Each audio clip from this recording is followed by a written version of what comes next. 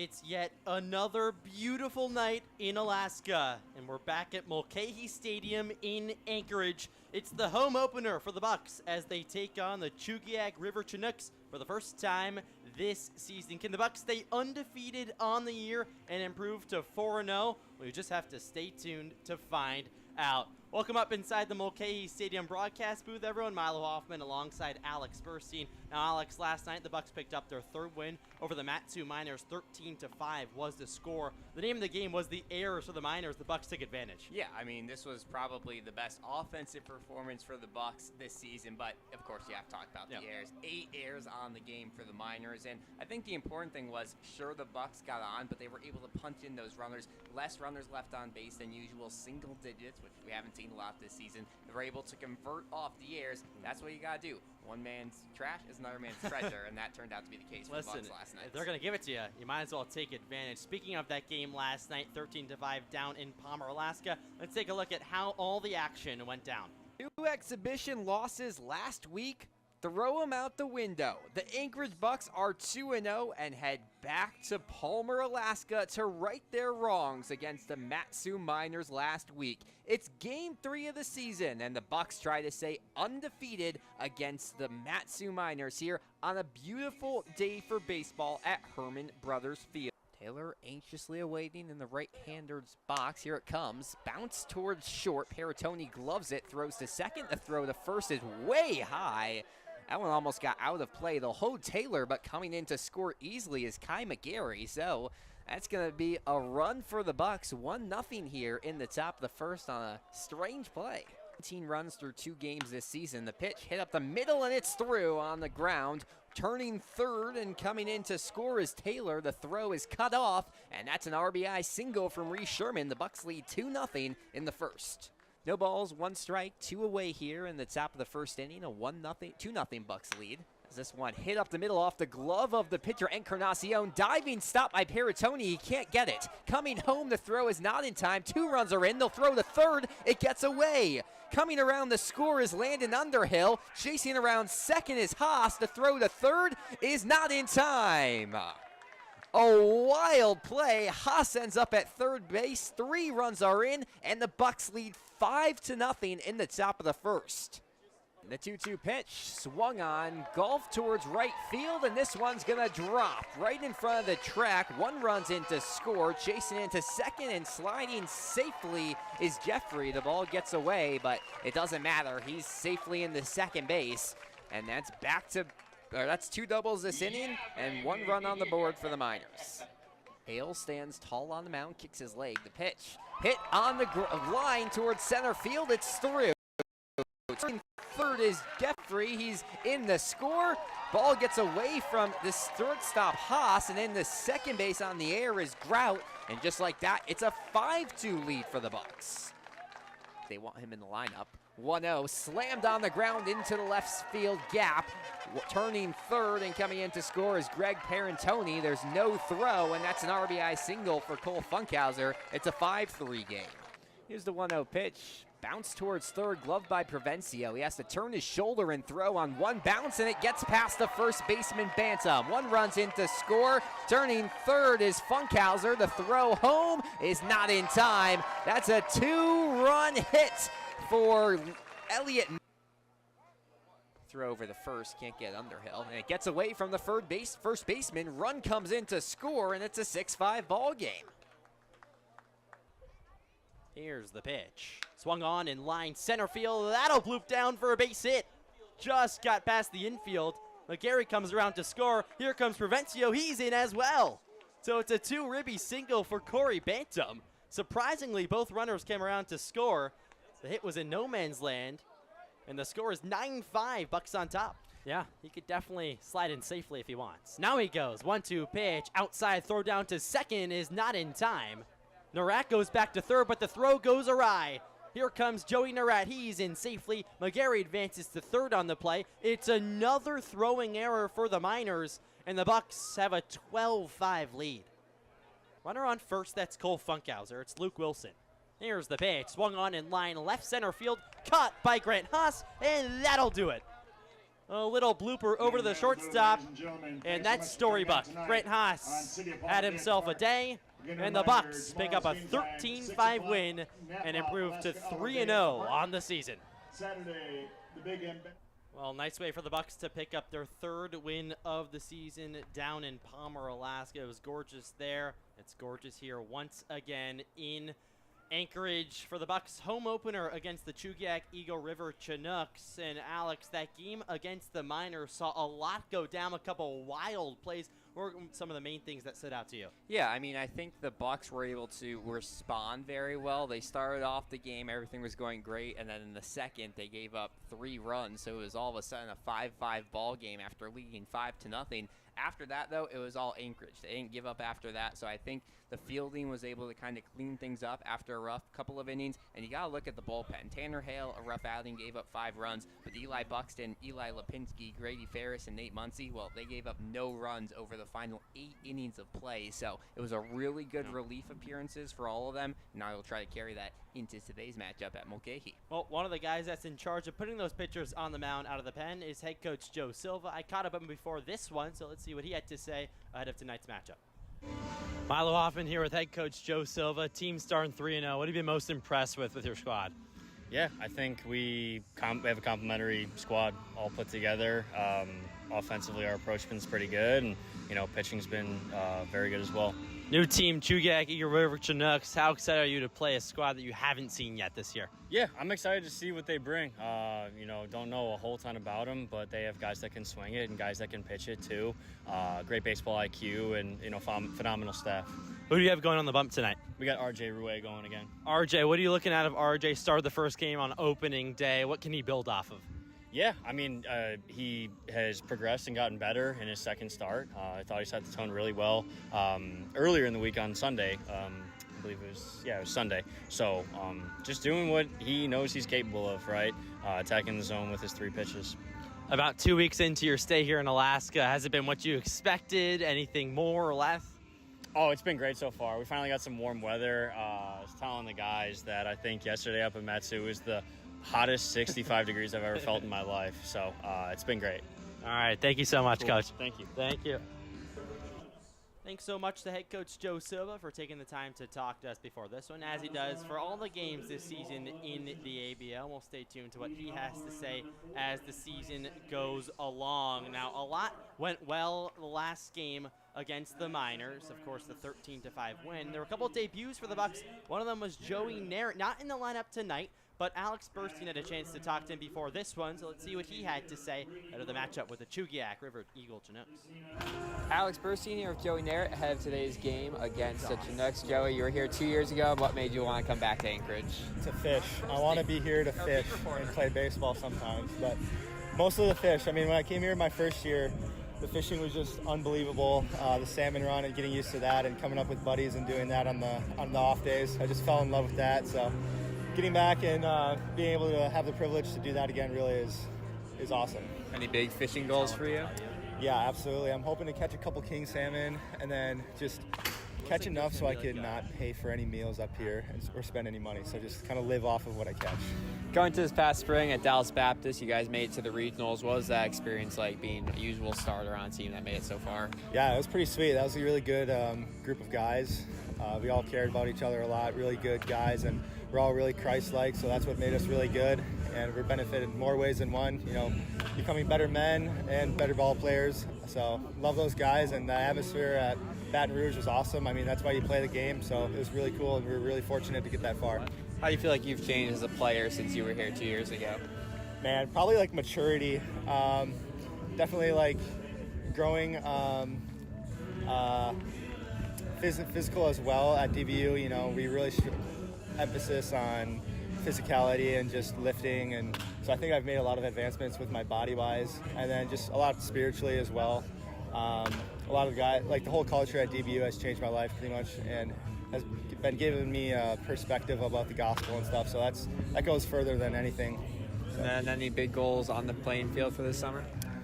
Just have fun. Don't make the moment too big. Just have fun with the guys and just care about the guys who are out here. And anyways, just like try to get them better and just keep relationships really well and just be selfless, do everything for the guys, and anything that needs to be done for the team in order to win. Awesome. Thanks so much. Have a great game. Yeah, thank you. Well, welcome back into the broadcast. Thanks so much to Joey Ner for taking the time to talk to us before the game as the players are taking the field. Interesting kids are welcome out into the field. It was nice and it was cool to see them get involved with the team, but we're just about ready for the national anthem here at Mulcahy, so we'll pass it to our PA announcer. Team Angels wearing red. Team Juice wearing orange. Team Eagles wearing blue. And Team Minions wearing purple. Thank you to the Anchorage West Little League teams for joining us tonight. And now we ask that all stand at table and gentlemen remove your caps for the playing of our national anthem.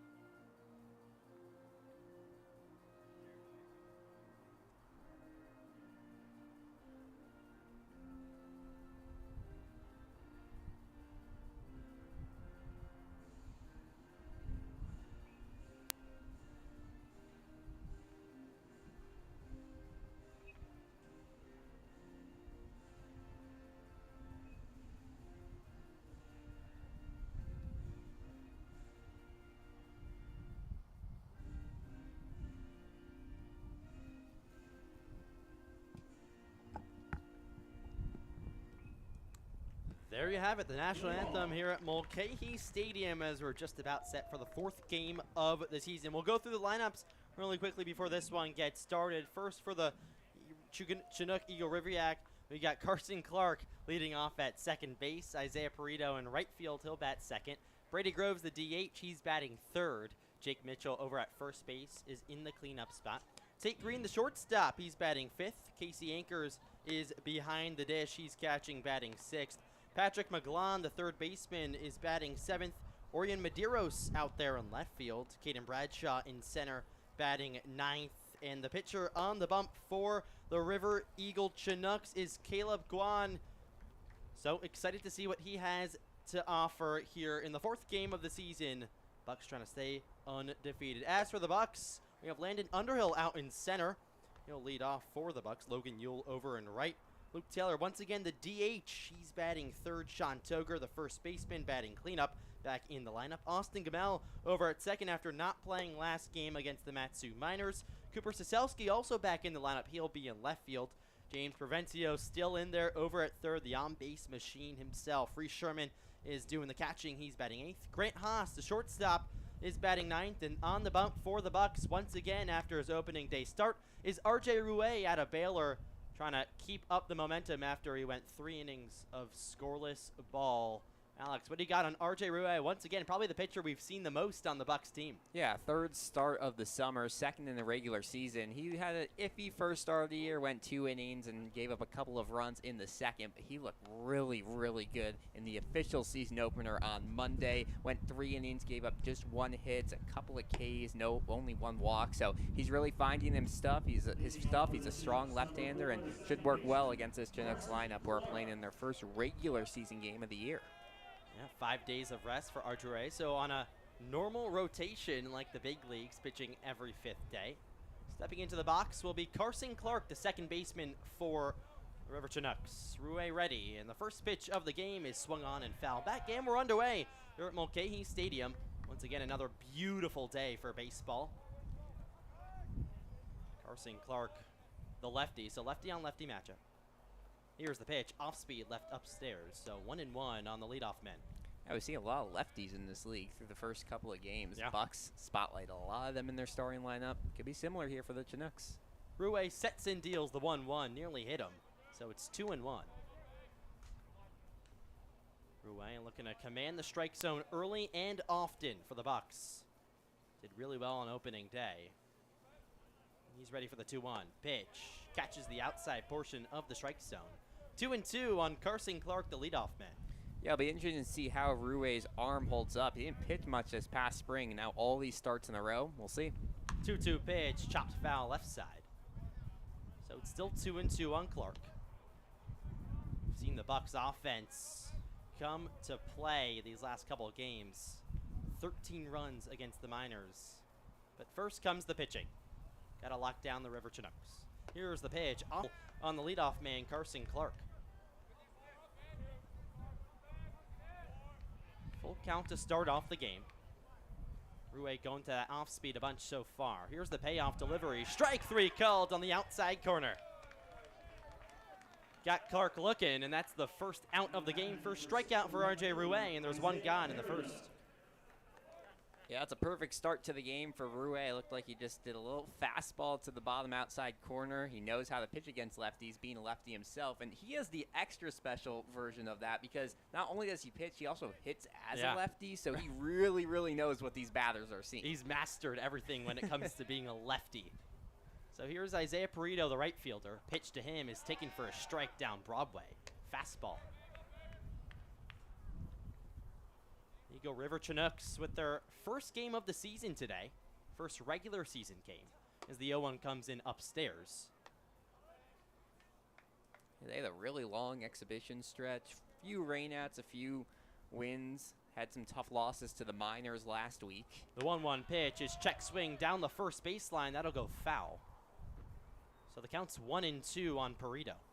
It's funny because they're in their first game of the season, but they technically played the last 2 nights against the Kingsmen, another Catholic or religious team, I should say, who are up here in Alaska for a few weeks. They're playing against the Miners tonight, but a very packed schedule so far for the Chinooks, but that record still a shiny 0-0.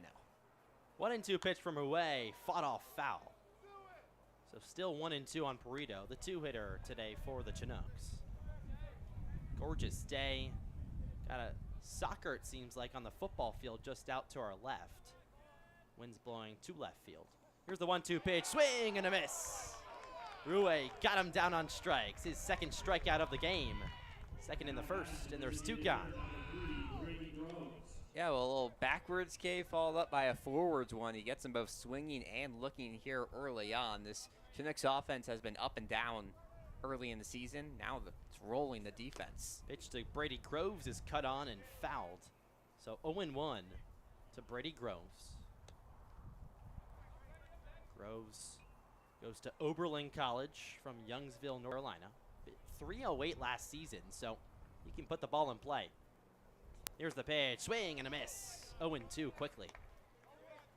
And it seems like these Chinooks batters are just way behind the fastball of Rue. He's charging them past him. Right on by, as they like to say. Trying to strike out the side. Here's the 0-2, down low, 1-2.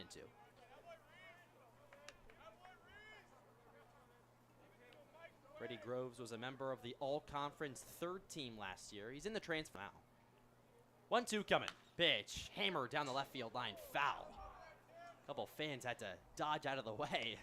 Seats right in front of the Buck clubhouse. So, no area is safe here at Mulcahy. Rue ready.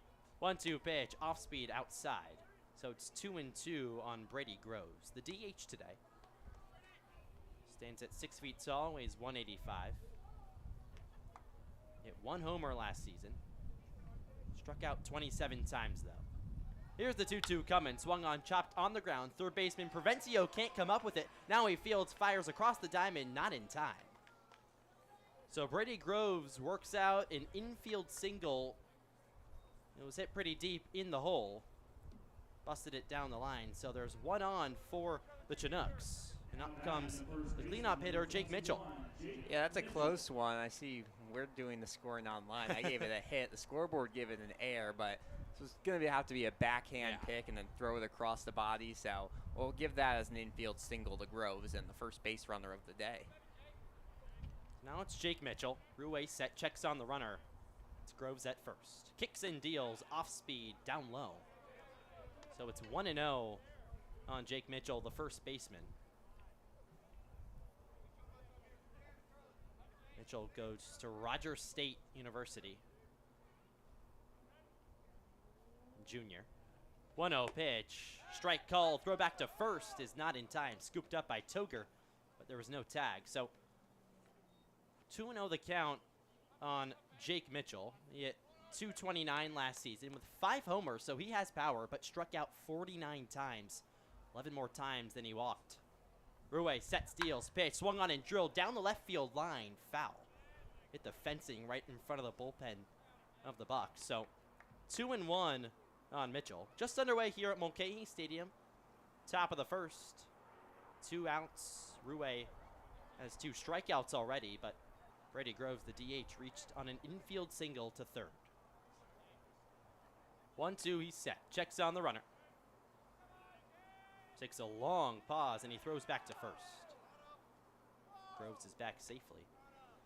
Yeah, it's going to be interesting to see how Sean Toger does over there at first base. Hasn't played much there this season. Did come in as a defensive replacement last night, but they're trying him out at a lot of different positions early on. 1-2 set. Here's the pitch. Off speed. Hit on the ground. Third base side. Just foul. I'll tell you, Mitchell was already at first base by the time Provencio had that one. He was ready. Bucs trying to stay undefeated on the year, trying to improve to 4-0. The pitching has been pretty good, but inconsistent. Gave up 5 runs against the Miners last night. All in 2 innings, though. First 2 innings, 5 runs. Ruway ready. Here's the 1-2 offering, chopped on the ground, third base side. That's foul as well. Provencio getting tested here earlier in the first, but that one was deep and foul. Yeah, and he's gotten tested a lot this season. A lot of rough balls have been hit his way. Has 4 errors charged to him through these first 3 games, but a lot of those have been borderline calls, though he's been doing a good job patrolling the hot corner. Try to do so tonight. If he's going to keep hitting, you might as well put him out on defense. 1-2 pitch, swing and a miss. Ruway 3 punch outs in the top of the first. The Chinooks down, and we head to the bottom half of the inning. It's the Bucs coming to bat. You don't want to go anywhere. You're watching Bucs baseball. We'll be right back.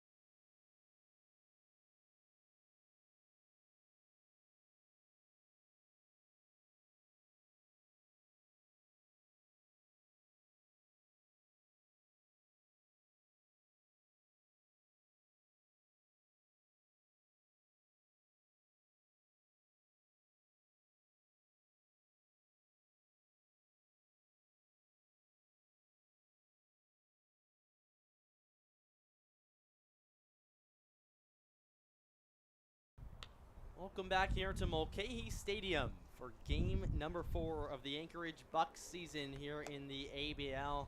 RJ Ruway worked a clean top of the first with 3 strikeouts. And now it's the Bucs' turn to hit today. And on the bump for the Chugiak-Eagle River Chinooks is Caleb Ghana, righty. Stands at about 6 feet tall, making his first start of the season. Of course, this is the first game of the season for the River Chinooks in the regular season. They played a couple exhibitions like we noted. So looking to start the season 1-0, as everyone is. Leading off is Landon Underhill, center fielder today. He's bounced around a lot, played second last night, left field on opening day. So lefty will dig in. 3 hits on the season, a triple, a double, and a single. So trying to go for that season cycle early. Here's the first pitch, swung on and lofted high in the air, left center field. Back goes Medeiros, the left fielder, on the track, and he makes the grab right in front of the wall. Nice play to start off the game for the Chugiak-Eagle River Chinooks. And there's 1 gone here in the bottom half of the first. Yeah, that was a very, very impressive catch by the left fielder. He kind of just stuck up his glove and prayed out there on the warning track, and it fell in perfectly, but had to make up some good room there. Underhill chases that one early, probably would have taken it back, but a nice start to the game for the Chinooks on defense. First pitch to Logan Yule, the right fielder, is a strike from Ghana. Yeah, nice contact to start off. Pitch cut on and missed. Off speed. 0-2 on the right fielder, Logan Yule. Didn't pick up a hit last night after his 4-hit appearance a couple days ago, earlier in the week. Here's the 0-2 offering, almost hit him, so 1-2 on Logan Yule. Yeah, it's interesting to see. It seems like the Bucs always start off the game super aggressive. They've swung at 3 of 4 pitches and then kind of settled down in like the 3rd inning. Pitch, swing and a miss. First strikeout of the day for Ghana. And there's 2 gone in the bottom half of the first. Logan Yule straight through an off speed down in the dirt. Yeah, there you have it. Another swing at a pitch that probably in the 7th or 8th inning they wouldn't be swinging at. It was a breaking ball, but a lot of that movement was already in the inside of the plate. So kind of surprised Yule went at that one. Yeah, Bucs pouncing early. Not looking at too many pitches. Underhill took the first the Bucs saw of the day to left center for an out, though. So 2 gone. Here's Luke Taylor. Pitch to him. Off speed pours in for a called strike. 0-1 on the DH. Luke Taylor, no hits against the Miners, but off to a good start this season. 0-1. Pitch, off speed, outside. So 1-1 on Luke Taylor. Hitting above 300. Showed off his pop with a couple doubles. Yet to see him behind the plate as a catcher. He can do that. Happens. Next week. Yeah, 5 games in 5 days. Usually means you need a lot of catchers. Pitch to Taylor was outside, so 2-1. I agree. We've seen Matsuzaki, Sherman back behind the plate today. Back-to-back nights for him catching. 2-1's the count. Here's the pitch. Top foul. And it's 2-2 on the DH. Steps out of the box. Readjusts his batter's gloves. And he digs back in. Beautiful day here in Anchorage. Light winds. Solid crowd on hand. Ghana set. Here's the 2-2, fouled right side. River Chinooks in their dark blue uniforms with red hats, a black back to the hat, or dark blue maybe, red lettering, and gray pants. Anchorage Bucs in their all-white unis with pinstripes. Luke Taylor's back in. 2-2's the count. Here's Ghana's offering. Off speed, lasered out to left. That'll dunk in for a base hit. First hit of the game for the Bucs. And off the end of the bat from Luke Taylor, he stays hot. And there's one aboard bounce for Anchorage. Yeah, it took a piece of hitting from the outside of the plate and kind of just bloops that one towards left field. A good piece of hitting. Taylor, who entered today hitting over 300, stays hot. He's turning into one of the best offensive players on this team. Another broken bat for Luke Taylor. I think he's had a couple. It's 2 on the year already. Togert now up. Pitch to him is swung on and hit on the ground to the second baseman, Clark. He gobbles up, throws the first in time. So after Taylor's single, Togert jumps on the first pitch and grounds out to second. We'll head to the second. Still nothing between the Bucs and the River Chinooks. You're watching Anchorage. Right back.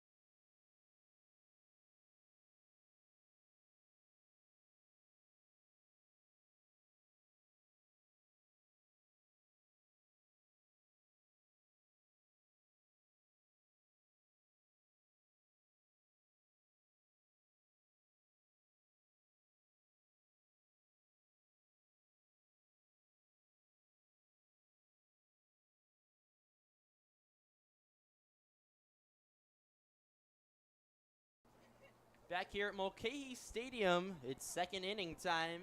Bucs Chugiak-Eagle River Chinooks. Long name. I'm going to have to get used to saying that one in one breath.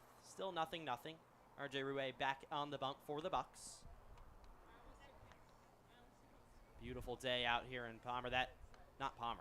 We're not in Matsu anymore. We're here in Anchorage. That ground ball to third that we said was an infield single back in the top of the first from Brady Groves has now been changed to an error that Provencio fielded. So still no hits for the Chinooks. Yeah, I think if it hadn't hit off his glove, would have gone as a hit, but he did have a play on it, so close enough. Pitch to Tate Green is outside from Rue. Shortstop Tate Green.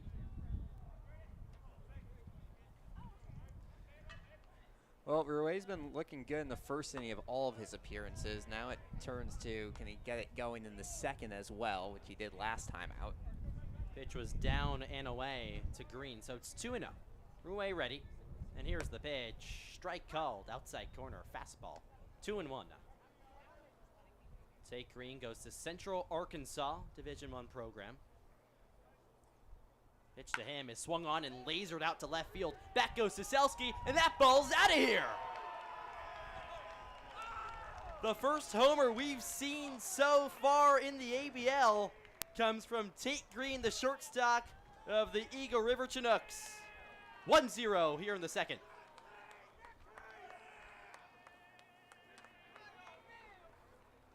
Yeah, we've seen these right-handed hitters just pummeling the ball down the left field line. A lot of them have gone foul. That one, though, he straightens it out. Wasn't a monster shot, more of a line drive, but easily gets over the fence, and that's a good hit for the Chinooks. Loud crack off the bat. Here's Casey Ankers, the catcher. Appealed to first on the swing. He didn't go. So 1-0 now, and 1-0 the score. Rue back on the bump, gets the sign. Here's the 1-0 offering, taken for a strike down Broadway. See how Rue responds to that, giving up the first home run of the season. That can obviously get in the pitcher's head, so he'll try to work out of that. 1-1 count. Here's the pitch. Topped foul off Shorman's helmet. So 1-2 now on Casey Ankers. Wow. Yeah, that was a loud hit. First homer we've seen. We've been waiting. Unfortunately, it came from the other side. 1-2 count, off speed, just outside, 2-2. Tate Green had 2 hits and 3 ribbies in their last exhibition game. 2-2, swing and a miss. Rue gets Ankers down on strikes. So 1 out here in the second.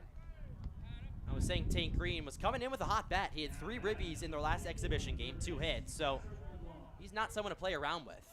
Of course, hitting 5 for a reason, has some pop. Yeah, it might move up a little bit, I'd reckon, after hitting a home run. Not a super easy thing to do here at Mulcahy. McGlong check swings, appeal down to first. He didn't go. So 1-0 on the third baseman for the River Chinooks.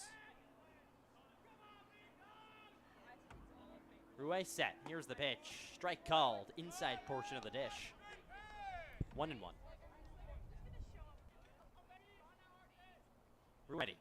1-1 offering. Swung on and hit up the middle, right in front of the center fielder Underhill. He can play for a hit. So that's a single to the third baseman. And there's a runner on first with 1.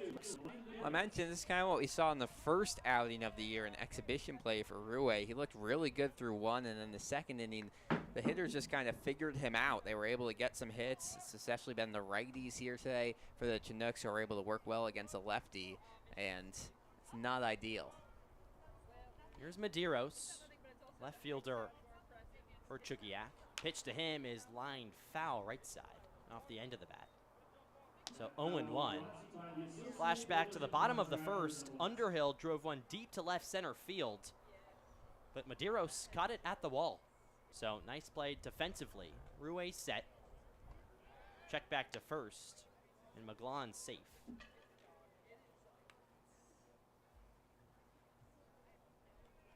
Rue will work his way back on the bump.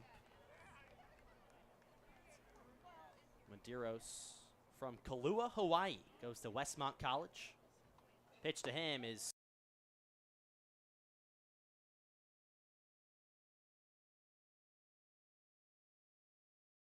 cut on and missed. Throw back to first is not in time, and it gets by Togert.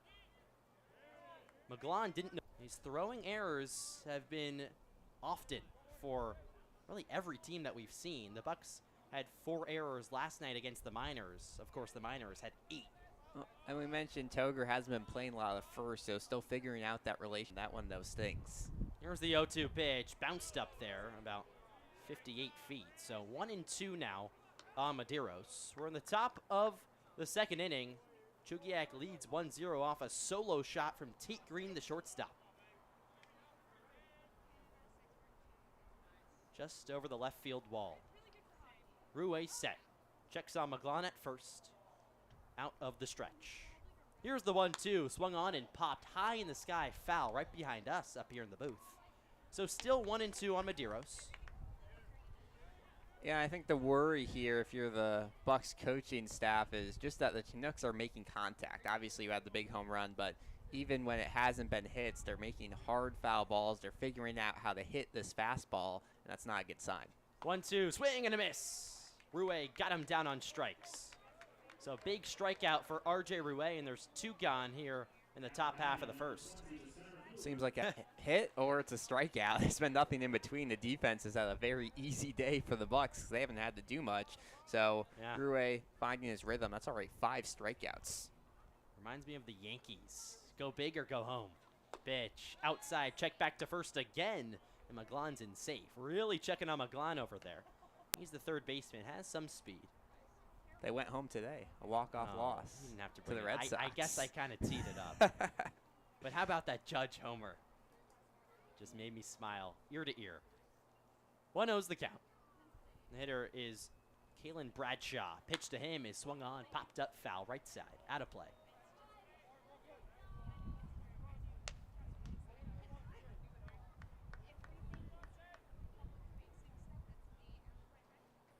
Ruwe trying to work out of the second inning.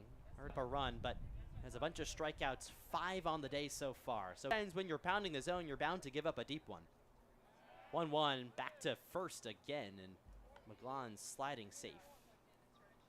Good thing this infield isn't dirt, because I tell you, McGlon's pants would be full of dirt already.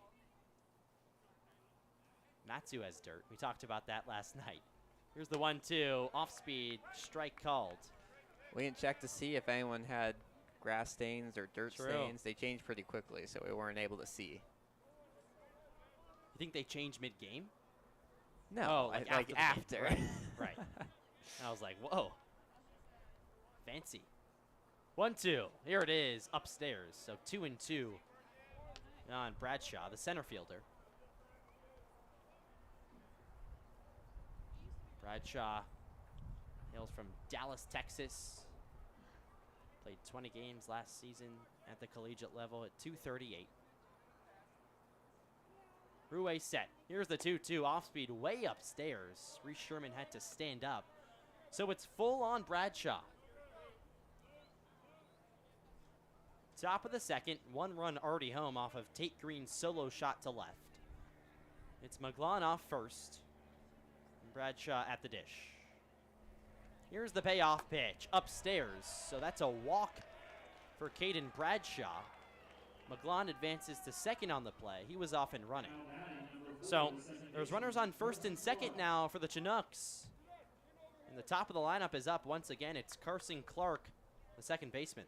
Yeah, Ruwe looked really good against this top of the lineup. Got 3 strikeouts against the first 4 guys in the first. So trying to repeat that, you obviously only need 1 out, but seems like he needs a big confidence boost right now. Oh, he's had his strikeout stuff, like we've said. Would take one here. Here's Clark. He struck out back in the first. Pitch to him is way past the catcher, Sherman. Both runners advance. A fastball just right on by. It could be a passed ball. Yeah, I think that is going to be a passed ball. Sherman glove up. Maybe a cross-up from the pitcher and catcher battery. Sherman's going to feed the ball back to Ruwe. Talk to him for a couple seconds. Make sure everything's all situated. So now runners in scoring position for the River Chinooks. First and second and third occupied.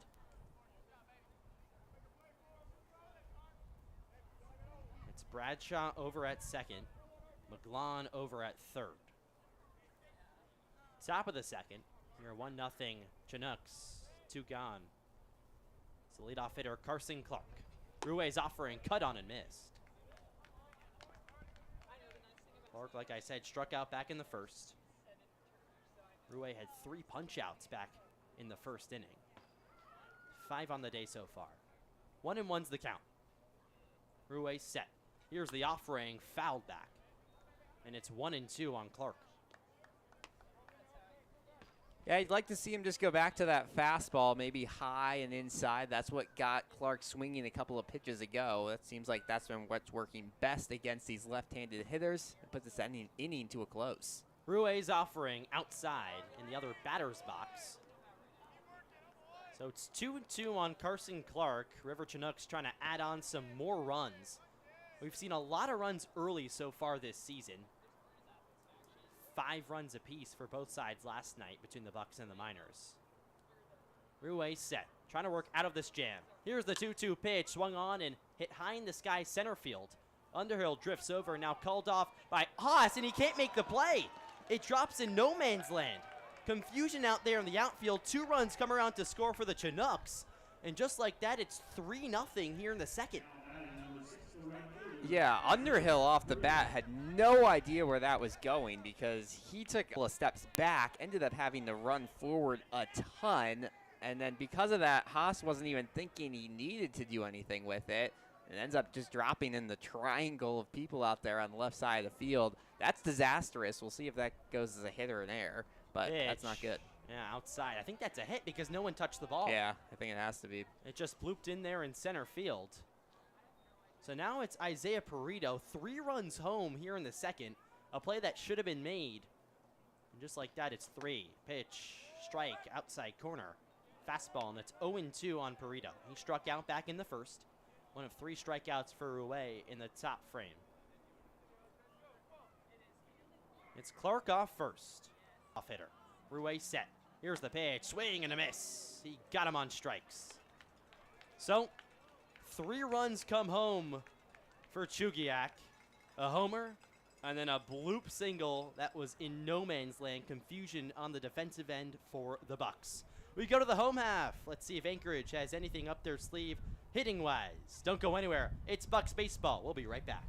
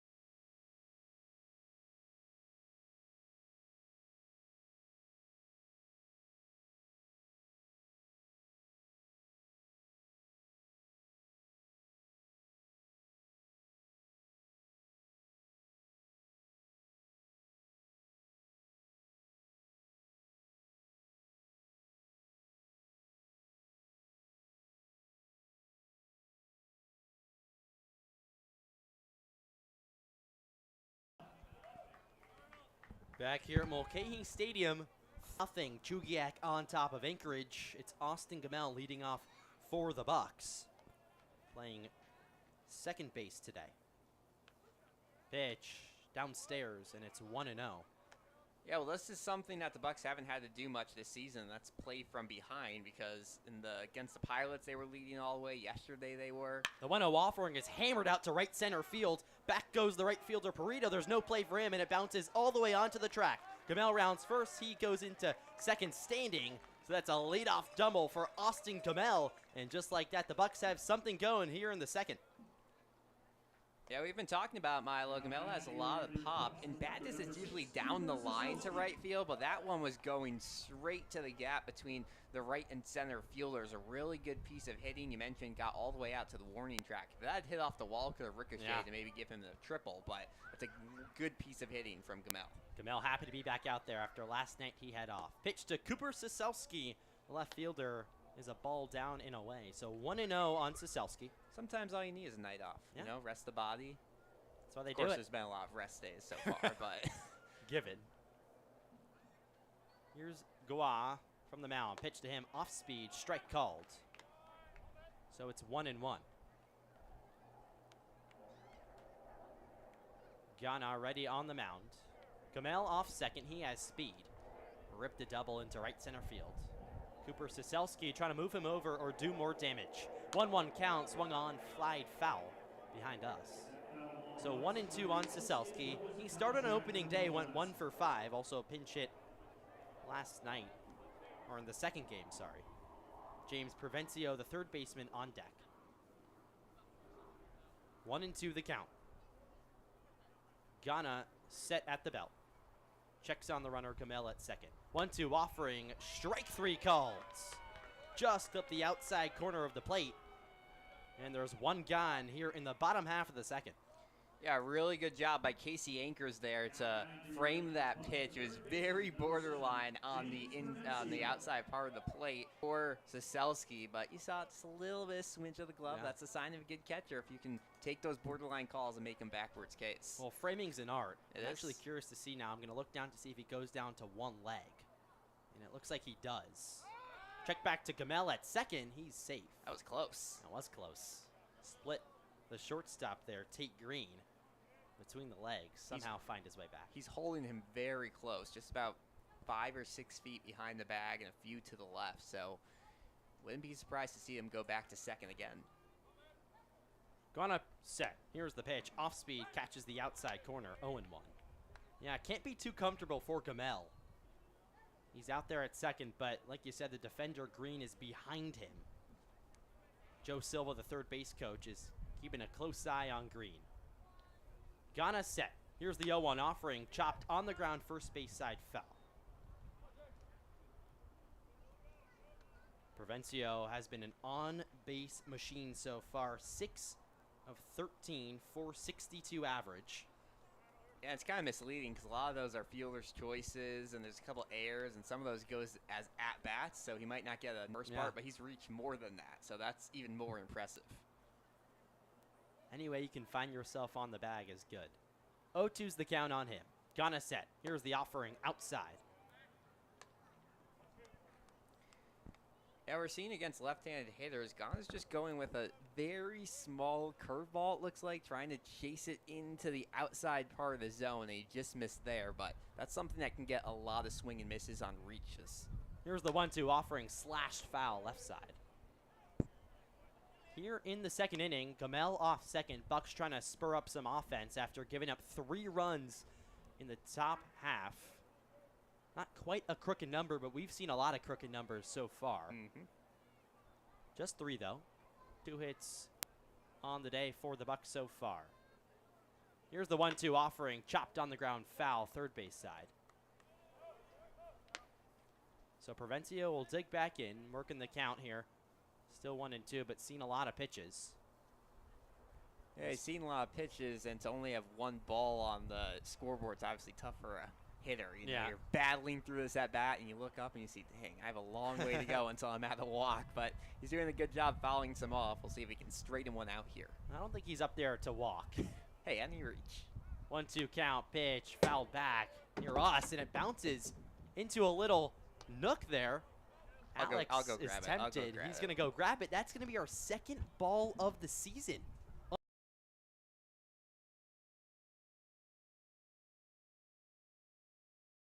The throw is not in time. Reese Sherman with a stand-up double.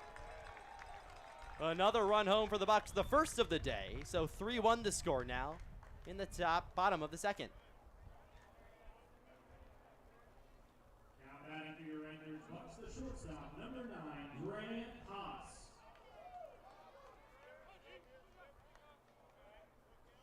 Nice piece of hitting from Reese Sherman. Went 2 of 5 last night, so he's swinging a hot bat.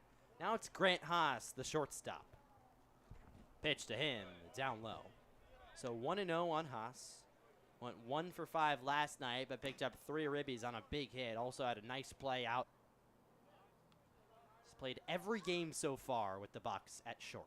Pitch outside, 2-0. It's good to see the Bucs are finally figuring out how to hit off Ghana here. 3 hits through the first 4 batters of the inning, and more importantly, 2 doubles. This team has really succeeded when you have extra base hits. I guess you can say that for most baseball teams, Yeah. but it's been extra good this year. 2-0 offering, strike on the outside corner. It was a fastball from Ghana. So 2-1 on Haas. 2 runners in scoring position for the Bucs. It's Reese Sherman over at second and James Provencio at third. Ghana set. Here's the pitch, fouled back right side. 2-2 on Grant Haas. Bucs with a run already home here in the bottom of the second. Trying to get some more on the board. A base knock would likely bring home the tying run. Sherman off second, Provencio off third. Ghana set. Here's the 2-2, up and in. So 3-2 on Grant Haas. So how many balls do you think we're getting this season? I don't know. At this rate, it's a lot. I mean, we've gotten two through I guess, Let's total just count games. the regular season. Okay. Well, in that case, we're on pace for like 20. All right, where's our Presto Sports? Payoff pitch on hit to center field. Bradshaw, a couple steps in, makes the grab. Tagging from third is Provencio. Now he goes back to third. So it's a fly out for Grant Haas. Can't get the run home. And there's 2 gone here in the second. Yeah, that time Bradshaw did not misplay it. We've seen some balls out there to center field that have been hard to tell with the very bright sun today, but Bradshaw knew exactly what to do, took a few steps in and grabs that for a nice second out. And, you know, I think this is an inning that the Bucs will want back. They only get 1 run off of 3 hits. They really need to almost tie this game up. Pitch to Underhill is lined up the middle, through, base hit. In comes Provencio. Sherman rounds third. The throw doesn't come. It's a ribby, 2-ribby single for Landon Underhill. And just like that, we're tied up at 3 here in the second. Yeah, that's just a hard hit ball from Landon Underhill. For a second, it looked like Ghana on the mound was going to glove it and make an excellent line drive stop. Instead, it gets through just to the right of second base. And just like that, we're all tied up. Here's the pitch to Logan Ewell, strike. It's kind of reminiscent of last night's game. It is. Bucs went up 5-0. And the Miners matched that to tie it in the second. Ghana set. Here's the pitch. Swung on, lasered out to right center. That's down for a base hit. Underhill rounds second. He'll go to third standing. Ewell on first with a single. And there's runners on the corners again for the Bucs here with 2 outs. Well, the Bucs are just rolling here. That's now 5 hits in the inning after only having 1 in the first. Ghana's just getting shelled right now. It hasn't been a lot of big hits. They've mostly been liners to the gaps in the outfield. You can say the 2 doubles were slightly bigger from Sherman and Gamel, but they are doing really well of just doing smart hitting. That's why these guys are at the top of the lineup, working perfectly. Oh, it's working to perfection. It's like a train. Off goes the runner. It's Logan Ewell. He takes off for second to throw. Got him in time. Underhill came around to score, but that run won't count. So Logan Ewell's caught stealing at second base. Nice throw from the catcher, Casey Anchors. And just like that, the side's retired. But the Bucs get 3 runs and not up the score. We'll go to the top of the third. The Eagle River Chinooks are coming to bat, and you don't want to go anywhere. It's Bucs baseball. We'll be right back.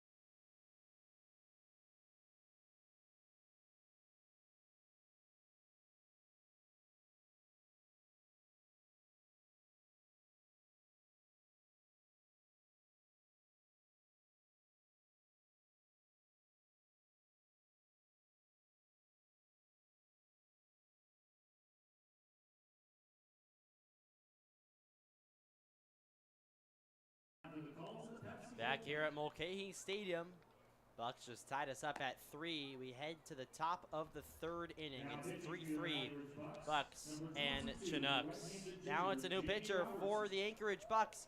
It's Jamie Robertson out of University of San Diego. His first appearance on the hill for Anchorage from Palos Verdes, California, one of the many California kids out here in the ABL. Making his first outing of the season. Just talking to Jamie Robertson throughout the week. He's ready to go out there on the hill, show what he's got. Coming from U San Diego, stands at 6'3" tall, 6'3".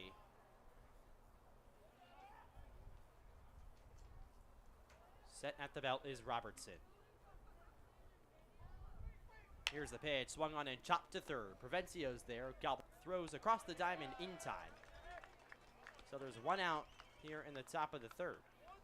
That's a pretty good summer baseball pitching career. Just a small chopper to third, Provencio. This time, air charge to him, fields it cleanly, and it's a really, really good first batter face for Robertson. So up comes Jake Mitchell, the first baseman. Jake Mitchell. Big righty, righty on righty matchup here. Beautiful day at Mulcahy. Pitch taken for a strike, and it's 0-1, a fastball. Robertson back on the bump, like time from Sherman. Kicks and deals the 0-1 inside. So it's 1-1 on Jake Mitchell, the first baseman.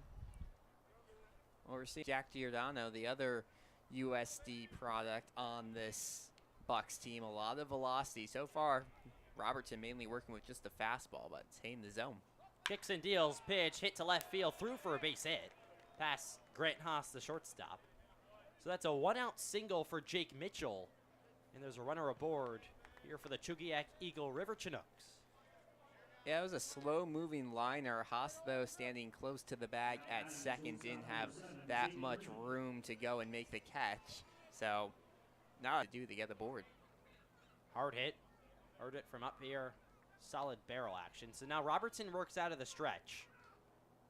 The new hitter is Tate Green, the shortstop. Pitch to him, a strike down Broadway. Of course, Tate Green hit a homer out to left field his first time up in the 2nd inning. A laser just over Soselski's reach.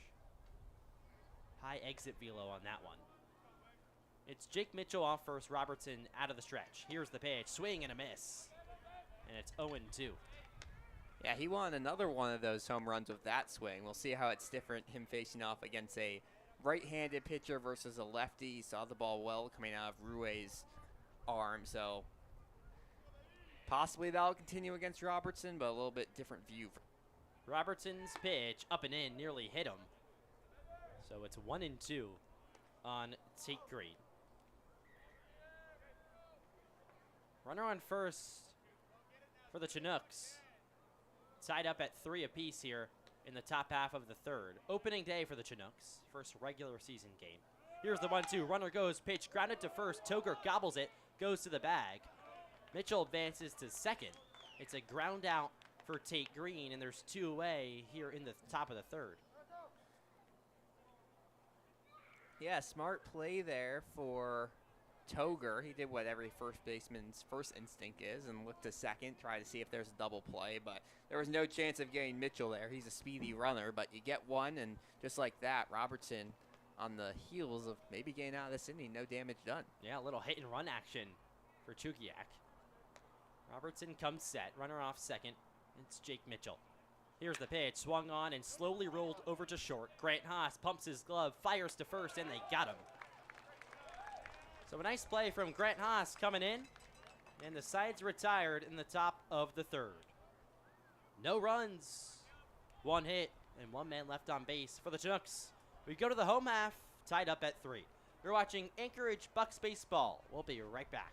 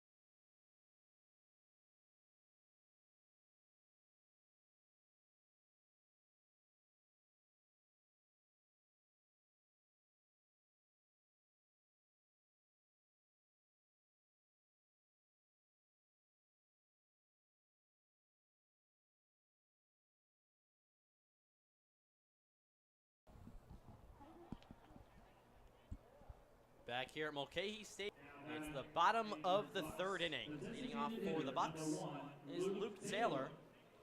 Luke Taylor had a single back in the first inning, keeping up his hot hitting to start the season. DHing today once again. He's DH'd in all of the games so far in the regular season. It's still Ghana on the bump for the Chinooks. He sets and deals first pitch is a strike. 0-1. Taylor takes a deep breath as he steps out of the batter's box. Both teams scored 3 runs in the second inning. 3 in the top, 3 in the bottom. 0-1 pitch, bounced up there. And it's 1-1 on Luke Taylor. So is this a different bat? It looks like a bat with some patterns. It's like there's some lines So revolving around. you said it broke. I didn't see the breaking, but It definitely broke. Okay. 1-1, taken for a strike down Broadway, fastball. So 1-2 on Luke Taylor. I believe he has a bat sponsor, he said in our interview, so that's smart Nice. for a player like him. Yes.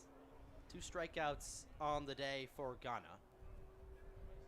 Counts 1-2. He sets and deals off speed, and that hit Luke Taylor, but it hit him right in the armor on his left elbow.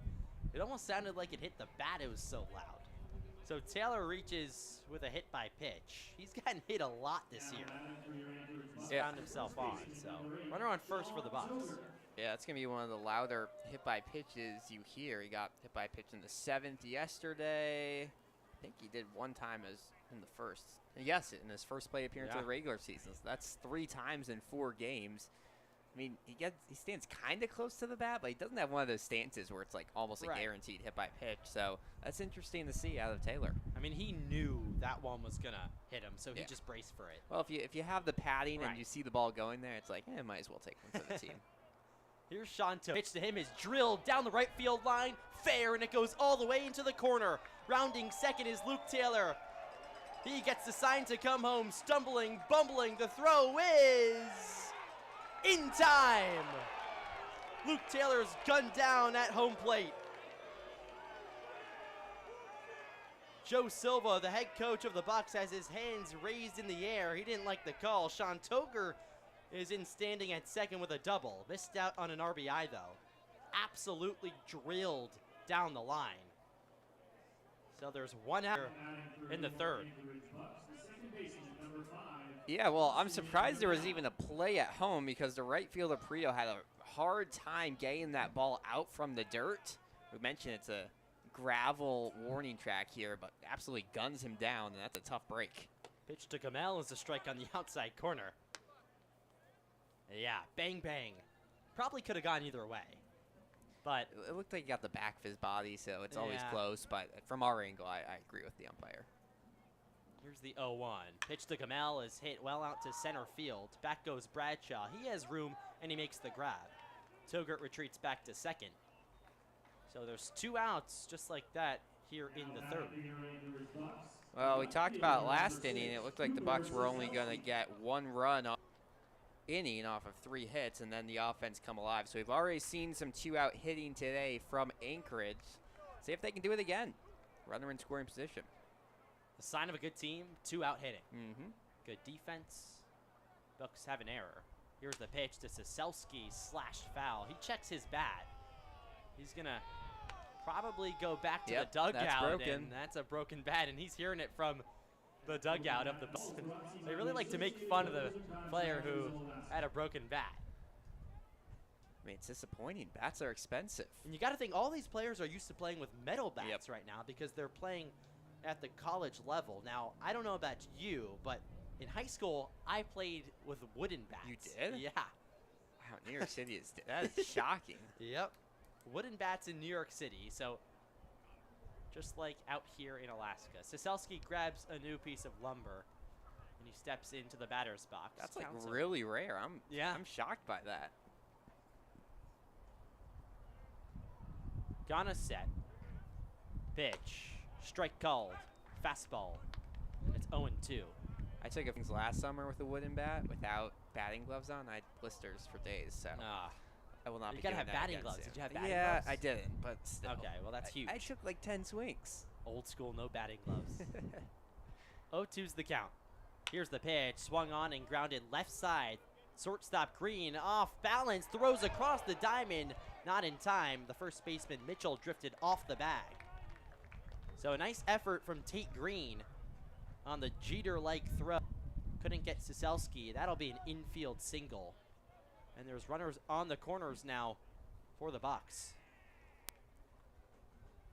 Yeah, they marked down the scoreboard as an error, and I think that might be what it goes as. I mean, that's it's a tough ruling there, because that's an across the body throw.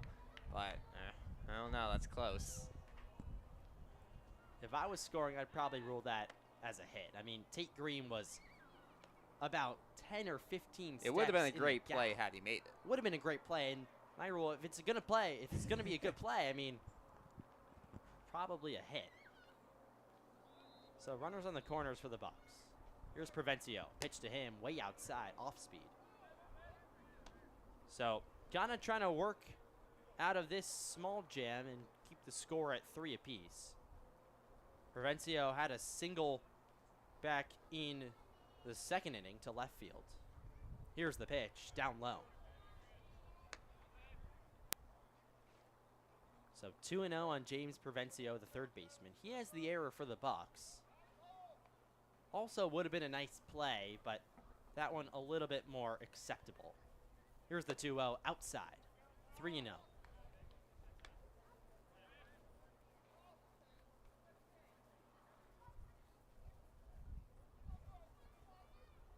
We're in the bottom of the third, 3-3, Chugiak and Anchorage. Here's the offering, strike called. 3-1 now on James Provencio. A hit would bring home the go-ahead run in Sean Togert, who just missed out on a ribby double. Luke Taylor was gunned out at home plate. Here's the 3-1, taken outside. He's aboard. Continues to impress and work his way on base. So now the bases are loaded for the Bucs. Ren Matsuzaki is going to pinch hit for the catcher, Reese Sherman. Yeah, that's surprising. Hopefully Sherman's okay. I guess the plan could be to use 2 catchers, but obviously when there's an early exit like that, doesn't always mean good. So hopefully Sherman all healthy, and now a big spot for Matsuzaki. Real early. Here's the pitch, swung on, lined up the middle, base hit. 2 runs come around to score. Matsuzaki, the first pitch he sees of the game is a 2-ribby single. 5-3 Bucs on top. Well, that's just about a perfect start to the game for Ren Matsuzaki. As you said, the first pitch just drills it up the middle. He's shown some power, and we're going to see a mound visit here. He's shown some power this year with his bat, and that's going to be very impressive for the catcher. So now the pitcher, Ghana, is crowded at the mound. Coach coming out to talk with his pitcher. 5 runs allowed from Ghana. One of them, I believe, wasn't earned because of the error. Or no, that run hasn't come around to score yet. Yeah, I believe both of those are going to be earned. So 5 or earned yes, runs. no. Siselski was the one who reached via an error, so that should go. I definitely, yeah. Big, long meeting here on the mound. Making sure his pitcher's all good to go, and he'll stay out there. It's kind of surprising. Pitch count's getting up there. He's already, see if we can get this quickly, he's already up to almost 50 pitches, and considering he's been, I won't say getting hit around, but a lot of hits these last couple of go-arounds, it's surprising to see. Tons of traffic on the base paths for the Bucs. Now it's Grant Haas, the shortstop. He flew out to center field back in the second. Ghana sets, pitch to him is lined up the middle. Center field does not have a play. Provencio rounds third. The throw to home is not in time. That's a ribby single for Grant Haas, and the Bucs have it. Well, everyone's scoring now. That's a similar hit, a little higher than what Matsuzaki had, but once again, just sending it to center field. Looked for a second like Bradshaw might have a play on it, took a few steps in, but just fell right in front of him. Everyone hitting today for the Bucs. The train keeps on moving. Pass the baton. Now it's Landon Underhill, the leadoff hitter. Gonna set runners on first and second. Here's the pitch, off speed, way up. So 1-0. Just wanted to throw to Mitchell at first and try to get Haas there, but there was no one at the bag. A little bit of a miscommunication there. Offense just keeps on coming for the Bucs. Unbelievable. 6 runs already home. We're in the 3rd inning. Pitch to Underhill, off speed, way outside again. So 2-0 on the leadoff hitter. Underhill picked up a 2 RBI double in the 2nd inning. Bucs continue to mash. 2-0's the count. Here's the pitch, swing and a miss. Pulled the string there. Did Ghana off speed, so 2-1 on Underhill. Here's his batting mitt, or his running mitt, out of his left pocket. Pinstripe jerseys today for the Bucs. Here's the pitch, cut on and missed. And it's 2-2 on the DBU product. Well, 2 times through the order, and every single batter has reached for the Bucs. That includes both Reese Sherman and Ren Matsuzaki. So 10 players have been set to the plate, and every single one has found their way aboard. Pretty good. 2-2 pitch, down low. Everyone's invited to the party. Yep. That's what you like to see. No one left out. What a way for Ren Matsuzaki to come on. Now, of course, we hope Reese Sherman is okay. Everything is all good with the catcher. But Matsuzaki with instant impact. Ghana set. Here's the payoff pitch. Cut on and missed. So Underhill strikes out. And there's 3 outs in the bottom of the 3rd. But more importantly, 3 runs come home for the Bucs. They have a 6-3 lead as we head to the 4th. We'll be right back. You're watching Anchorage Bucs baseball. Don't go anywhere.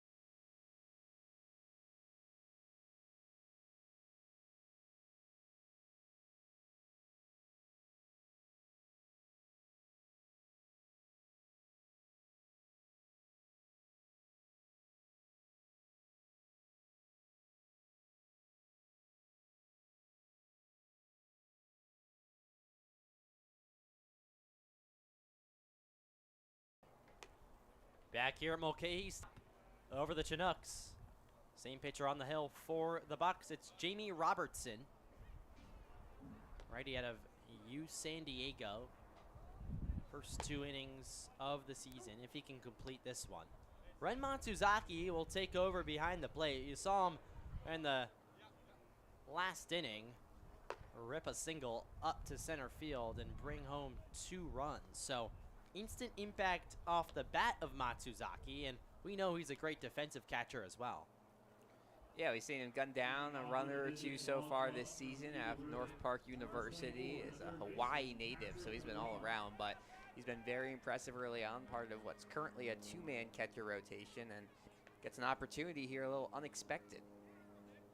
Yeah, early call. Just the 4th inning of play here. It's Patrick McGlaughlin leading off for the Chinooks. Pitch to him. He laces it out to right field, but that's playable for Yule. Walks over a couple steps and he makes the grab. So 1 quick out here in the top of the 4th, and that's the second 1 pitch, 1 out for Jamie Robertson. That happened in the 3rd inning, so he's smiling out there on the hill. Yeah, he's at 9 pitches, and this is his 6th batter face. He's been extremely, extremely effective. Effective and efficient. Set at the belt. Medeiros, the hitter for the Chinooks. Pitch to him, off speed, strike called. Looked like a changeup there for Jamie Robertson. Yeah, that was definitely a changeup and completely caught the bat. Really good pitch rotation. I guess Matsuzaki's calling here. Here's the 1-0. Just got the outside corner, so it's 1-1 on Medeiros. He struck out back in the 2nd inning. Right on right matchup. We're in the 4th here at Mulcahy. 6-3 the score. Bucs on top. Beautiful day here in Alaska once again. Been gorgeous throughout the last week. 0-2 pitch. Swung on. Drilled left field. No doubt about it. Onto the football field out there and left. Medeiros with a solo shot, and it's 6-4. Bucs on top.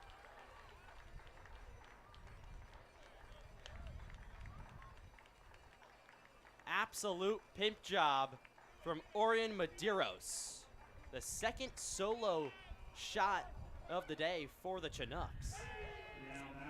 Yeah, that one was just blasted. Robertson kind of hung it on the outside part of the plate. A very similar pitch that we saw the home run from Green off of.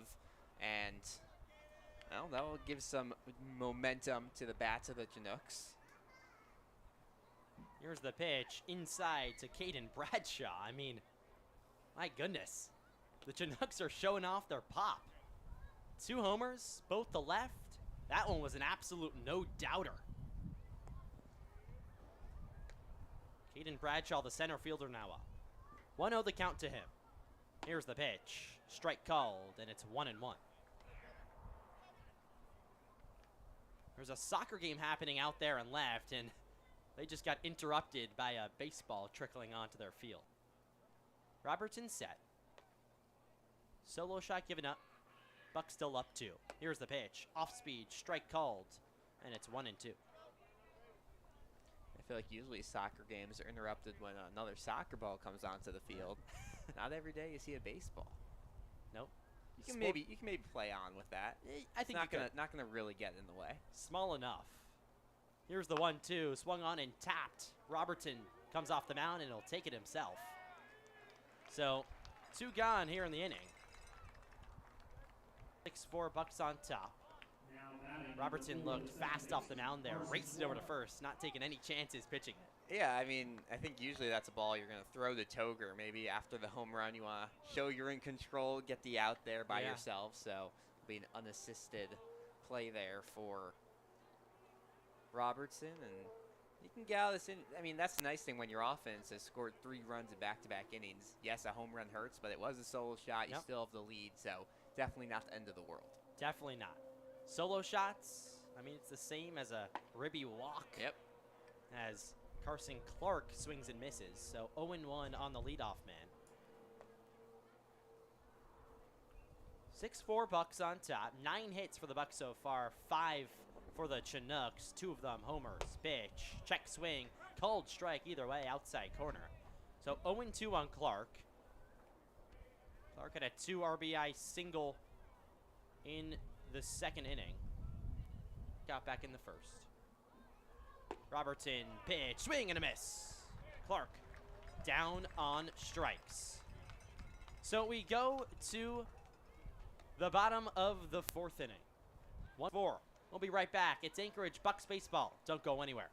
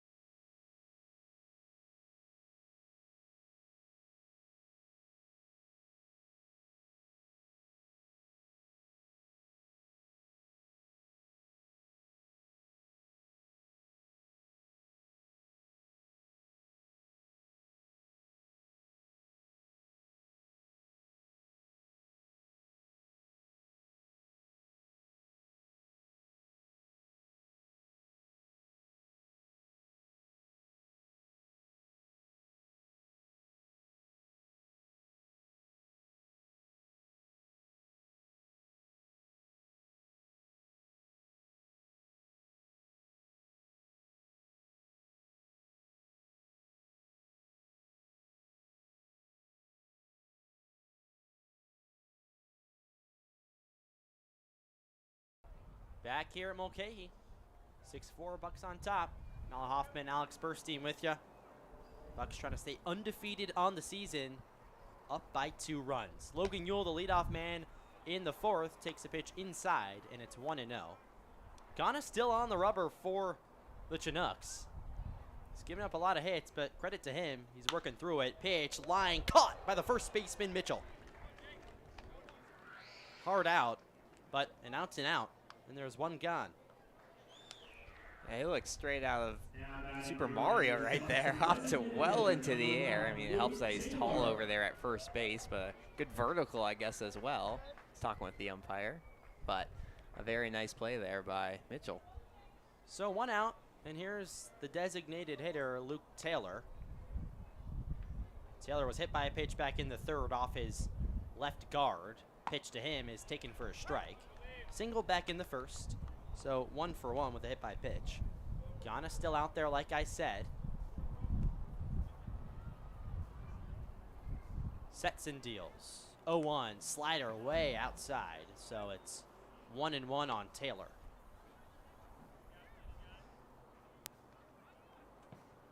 Wind has significantly died down.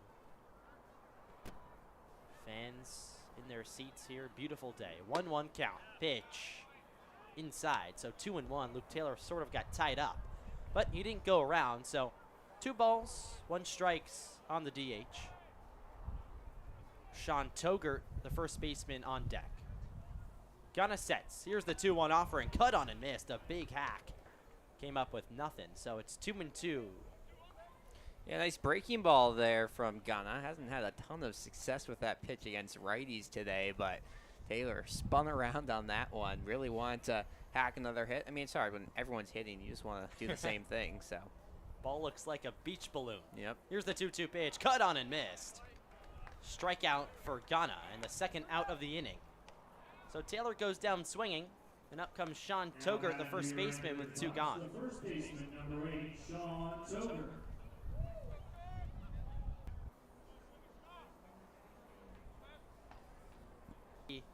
For the first pitch. Joker pitch downstairs.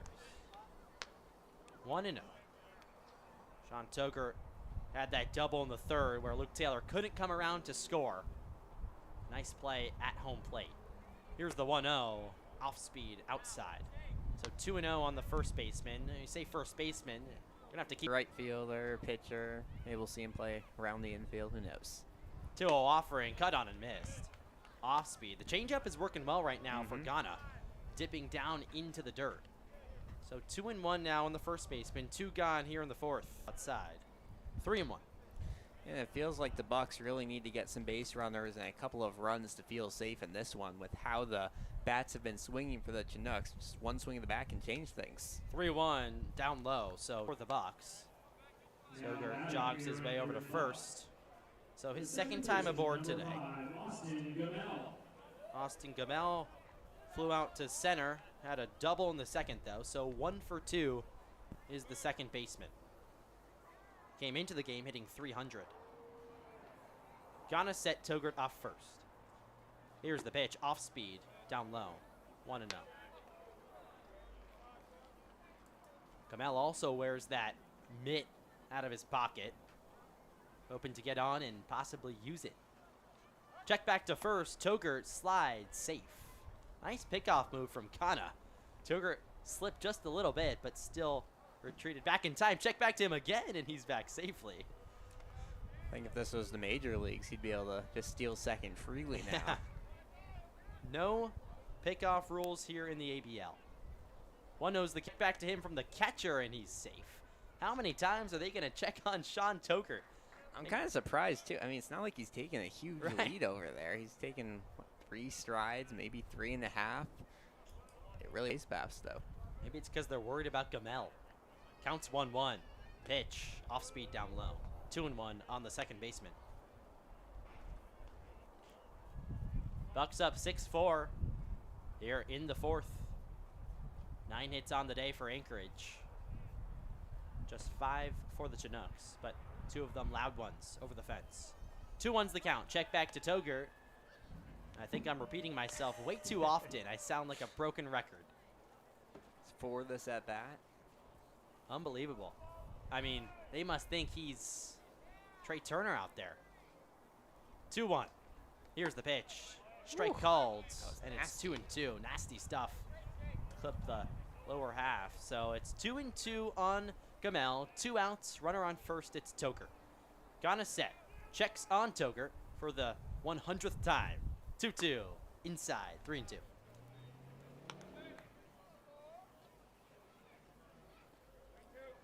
Ghana trying to keep his team in it. And listen, he's given up 6 runs. His offense has backed him up just a bit, though. Still a close game. 6-4. Ready. Here's the payoff pitch. Swung on, chop foul, right side. So Togert was off for the first time. Of course, because it's a full count with 2 outs. Cooper Soselski, the hitter on deck, left fielder. He has a single. 1 for 2. Ghana set. Rose pitch. Strike 3 called. Off speed. Got him looking. Another changeup from Ghana worked back towards the center of the plate. And Gamel down on strikes. We go to the 5th. Bucks up 6-4. You're watching Anchorage Bucs baseball. We'll be right back.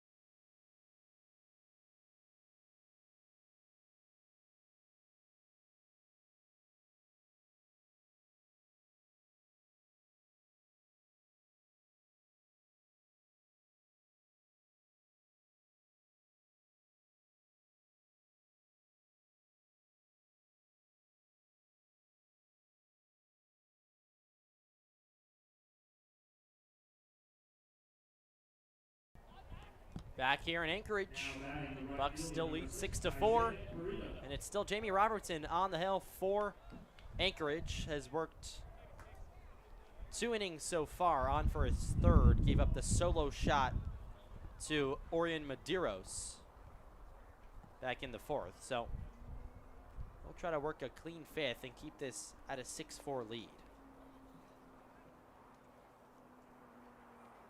Here's the pitch, lined out to left field, playable though. Cooper Soselski a couple steps back, makes the play, and there's 1 gone. Yeah, if there's one thing Robertson does really well, it's that he induces a lot of very weak contact. We've seen, what's that now, 3 different times that the first pitch has gone for an out. That's how you have long outings. Had just under 20 innings this past spring with San Diego, but if you can do that, that'll get you some extra innings in college. Here's Brady Groves, the DH. Pitch to him, outside. Appeal to first, he didn't go. Brady Groves reached on an error back in the 1st, and he grounded out to 3rd in the 3rd. So 0 for 2. Want to know the count, 6-4 Bucks. Here's the pitch, swing and a miss. 1-1. It's crazy because if you take away that home run, this has been an excellent outing for Jamie Robertson. Has just 1 other hit, and the rest have all either been flyouts, lineouts, or strikeouts. So he's been productive here.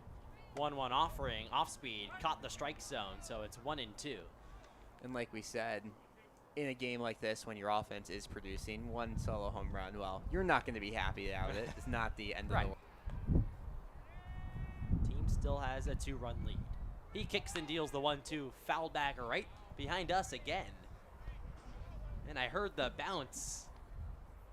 Alex stood up, he got excited. I don't know if he's gonna go for that one. 2 in a game would be insane. Would be record breaking. It would be record breaking. Not such a high bar though. Robertson set gets the sign. 1-2, 1 out here in the top of the 5th. He kicks and deals, pitch fouled at home plate. So 1-2 on Brady Groves, the DH. 0 for 2 on the day for Groves. His 3rd at bat. Jake Mitchell behind him. And Tate Green, the shortstop, follows Mitchell. If we get there. 1-2 the count. Pitch, swing and a miss. Matsuzaki picks it up, throws down to first on the drop 3rd. That's a punch out for Jamie Robertson, and there's 2 gone in the 5th. Yeah, just the 2nd strike. It's now 2 2/3 innings pitched, but that was a nice breaking ball. You mentioned hit the dirt, so good job by Matsuzaki to scoop it up and throw to first, but Robertson still looking as strong on batter number 10 as he did on the first couple. Real strong, and credit to him for going 3 innings. Yeah, you don't see that out of a lot of relievers. Nope. Long reliever maybe. Pitch to Mitchell is outside. 1-0. Defensive alignment about as straight away as you could possibly be. This is like, if you have ADHD and love symmetry, I mean, this is like perfect here. Everyone's ready. Here's the 1-0 pitch. Swung on and grounded to shortstop. Grant Haas scoops it up, throws off balance to first in time, and that'll do it in the top half of the 5th. Nice play by Grant Haas running, and a nice outing from Jamie Robertson. 3 innings, just 1, and we go to the bottom half of the 5th inning. 6-4 the score, still Bucs on top. We'll be right back. You're watching Bucs Baseball. Don't go anywhere.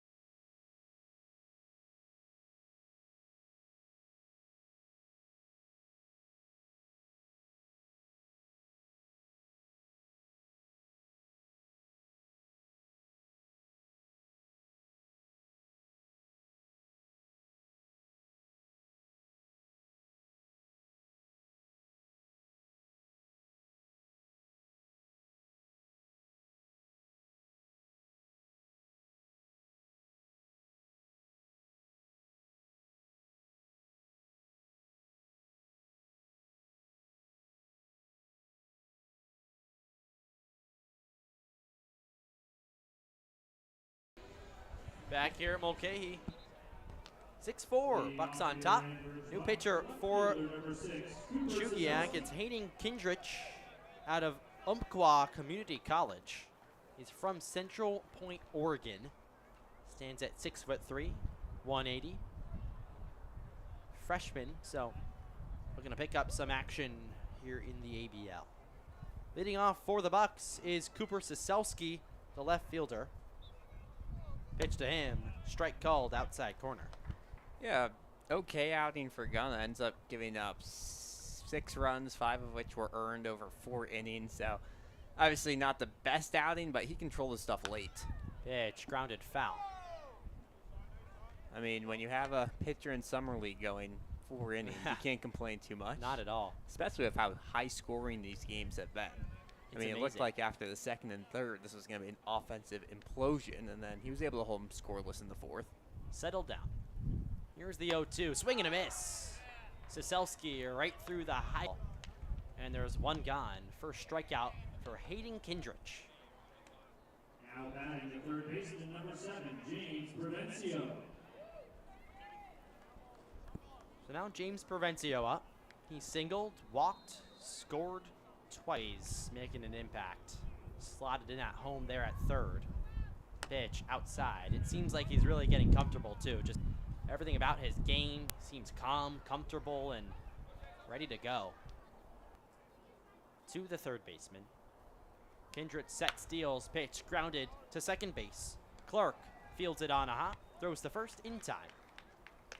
So there's 2 gone here in the bottom of the 5th. We've seen first with Jamie Robertson, and now here of Kindred as well. Really effective relief appearances. That was what it was for the Bucs last night. We mentioned it was a rough starting outing for Tanner Hale, and then all the relievers settled things down. So if your bullpen's doing good for either of these teams, that's how you're going to win the game. Pitch to Matsuzaki is down low. So it's 1-0 on the catcher. Lined a single in his first at-bat. First pitch he saw after pinch hitting. So he picked up his first Cubs ball. Caught the strike zone. That actually was an off-speed. I don't know why I said fastball on that. Had me fooled. 1-1 on Ren Matsuzaki. Here's the pitch. Swung on, hit, grounded, fair down the right field line. Matsuzaki rounds first. He digs for second. The ball all the way in the corner, and he's in standing. Matsuzaki with his... And the Bucs have a runner on second here in the 5th. Ripped down the line. We've seen the length of the first baseman Mitchell. He made a good diving effort, but just past the tip of his glove there. He mentioned went all the way out in the corner there. That almost had triple written over it, but a good job by Matsuzaki, and coming off the bench, he has looked excellent today. About as good as you could possibly look. Now it's Grant Haas, the shortstop. In the 5th inning, just up by 2. Kindrick comes set. Checks on the runner. Now he offers. Off speed, outside. Kindrick blowing on his hand a couple times. It's not cold out there. No. So if anything, it's hot for Alaska. Yeah. Sweating up here in the booth. 1-0. Here's the pitch. Fouled back. Right side. Haas 1 for 5 last night. Failed at short. Picked it on a hop. It was beautiful. So far today, he has a hit, a single, and an RBI. 1-1's the count. Kendrick inside corner, so it's 1-2 on the shortstop. Bucs up just by 2. Matsuzaki's hit was the 10th of the day for Anchorage.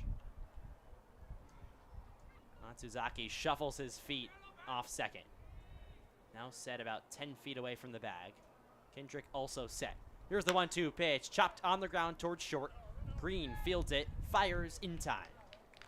So the side's eventually retired for the Bucs. Matsuzaki is stranded on second after his standing double.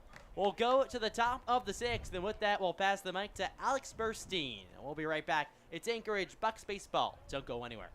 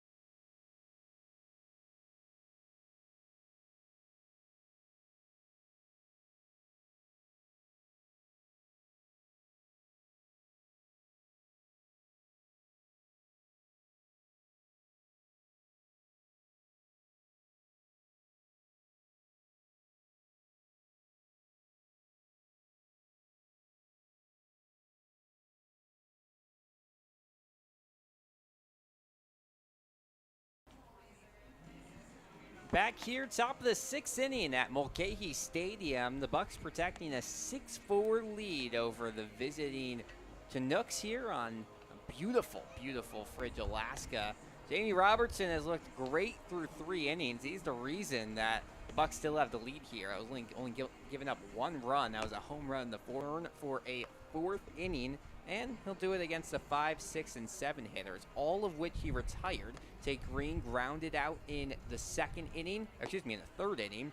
Casey Anchors grounded out as well in the 3rd, and then there was a line out to start the 4th for Patrick McGlon. So that's how things will start off for Jamie Robertson. This is by far the longest relief appearance we've seen all season long, but Milo, there's no reason to take him out right now. Not at all, and he's using all of his pitches. He's used the changeup a bunch, slider, and he's establishing the fastball in the plate. So nice stuff for Jamie Robertson. He looks calm out there. He's laughing. He's hobbling around the mound, so he's excited to finally get some action. His first batter faced this inning will be Tate Green, the shortstop, who showed off his pop with a home run back in the 2nd. He's 1 for 2 today, relaxes the bat on his right shoulder, now picks it up. Robertson stands straight, sets at the belt, first pitch, swung on and fouled back. 0-1 the count. Green's had a few impressive plays to go along with 1 error in the field, but obviously that was made up for by a home run. 5 hits today for the Chinooks. 2 of them have gone up, swung on and missed. Looks like he may have taken a little speed off of that one. Ended up in front of the plate after went off of Matsuzaki's glove, and we'll go to an 0-2. Must feel so good when you got everything working. You got your fastball down, and you just feel like you can throw anything, and it's going to be effective. 0-2 count on Green. Next pitch just misses outside. Matsuzaki didn't even feel like he needed to frame that one. Looked like a strike, but just misses off the outside part of the plate. And Tate Green will head back into the batter's box with a 1-2 count. Robertson sets at the belt and fires. That one misses outside. Sun belting down from beyond right field here at Mulcahy Stadium. A beautiful, beautiful field with the sun reflecting on it. Shadows from really just the wall and the lights here. Count all even at 2 on Green. The pitch bounced back. It hits off of Robertson. He looks for it and forward. It ends up going behind him, and that will be a reach. Tate Green is 2nd of the day, and the leadoff man's aboard for the Chinooks. Yeah, that'll probably be a hit as well. Jamie Robertson had no play. I mean, the first instinct as a tried to do that and then just lost the ball. So, leadoff runner on, though. That's important. Brings Casey Anchors to the plate. Of Lipscomb, the catcher, stands in the righty's batter's box. Righty on righty matchup. First pitch swings at a low one. Comes up with nothing but air. 0-1 the count. And Robertson needs to settle in. He showed that he can settle in after a little bit of adversity. Gave up that homer, but looked good after. Long wait here from Robertson. Now he fires, check swing. They appeal to the umpire, and they say he didn't go. 2-man umpire crew of obviously our home plate umpire, and our field one has moved just a few feet to the right of the pitcher's mound here. Robertson bends down for a pitcher. Don't want to slip out there. We were so shocked yesterday when we saw the 3-man umpire. I know. Back to 2 here today. We'll be back and forth. This next pitch swung on and missed on outside fastball, and Anchors down in the count 1-2. Number swap for Casey Anchors today. Listed as number 29 on the roster. He's downing the 33 today. Next pitch swung on and missed, and they say just clipped a little piece of it. So we'll move it to we'll keep it at a 1-2. Yeah, those ones are tricky to get an eye on. Just missed the glove of Matsuzaki, who probably wishes he caught that one, pounding his mitt. Say, hey, what'd you do there? That's your fault, not mine. 6-4 lead for the Bucs in the top of the 6th inning. Next pitch. This time it will get nothing on it. Swung on and missed strike 3. Robertson up to 3 strikeouts on the day. And there's 1 away with a runner at first for Patrick McGlon here in the top of inning number 6. McGlon singled back in the 2nd inning, but lined right field in the 4th. The tall third baseman stands, slowly bends his knees, and now readies for the first pitch from Robertson. Runner takes towards second. Robertson didn't fire. He'll have an easy throw to second base, and tagging him out in time is Gamel. So no balk, just a perfectly played ball from Jamie Robertson. And just like that, there's 2 outs. A tough break there for Tate Green. Yeah, he thought he was going to have an excellent jump, but no cigar. Robertson well aware. So it's a fresh slate for Jamie Robertson. He has the bases empty for his first pitch to Patrick McGlon. Here's the leg kick and pitch. Hit right back his way, and a liner into center field drops for a single. So just as there was a couple of short seconds ago, there's a runner at first base. This time, though, with 2 outs instead of 1 for Orion Medeiros. Of course, Medeiros hit the solo shot over to left against Jamie Robertson, so I'm sure he's happy that Robertson's still on the hill. We've had 2 home runs today, kind of a line drive homer by Tate Green, but Medeiros, well, he was a no-doubter.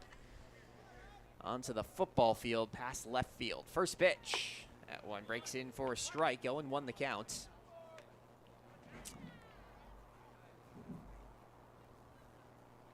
Bucs in their home white uniforms, black and yellow lettering. Want to sing the song. Yeah. Supposed to be the win song here. For this. Swung on and missed, strike 2, and they've got a rundown for McGlon. Toger chases him and doesn't even have to throw. They tag McGlon in the back, and that's out number 3. So a pair of base running gaffes means no one will be left on despite 2 singles in the top of the 6th. It's still a 6-4 Bucs lead as we move to the home half. Don't go anywhere. This is Anchorage Bucs baseball.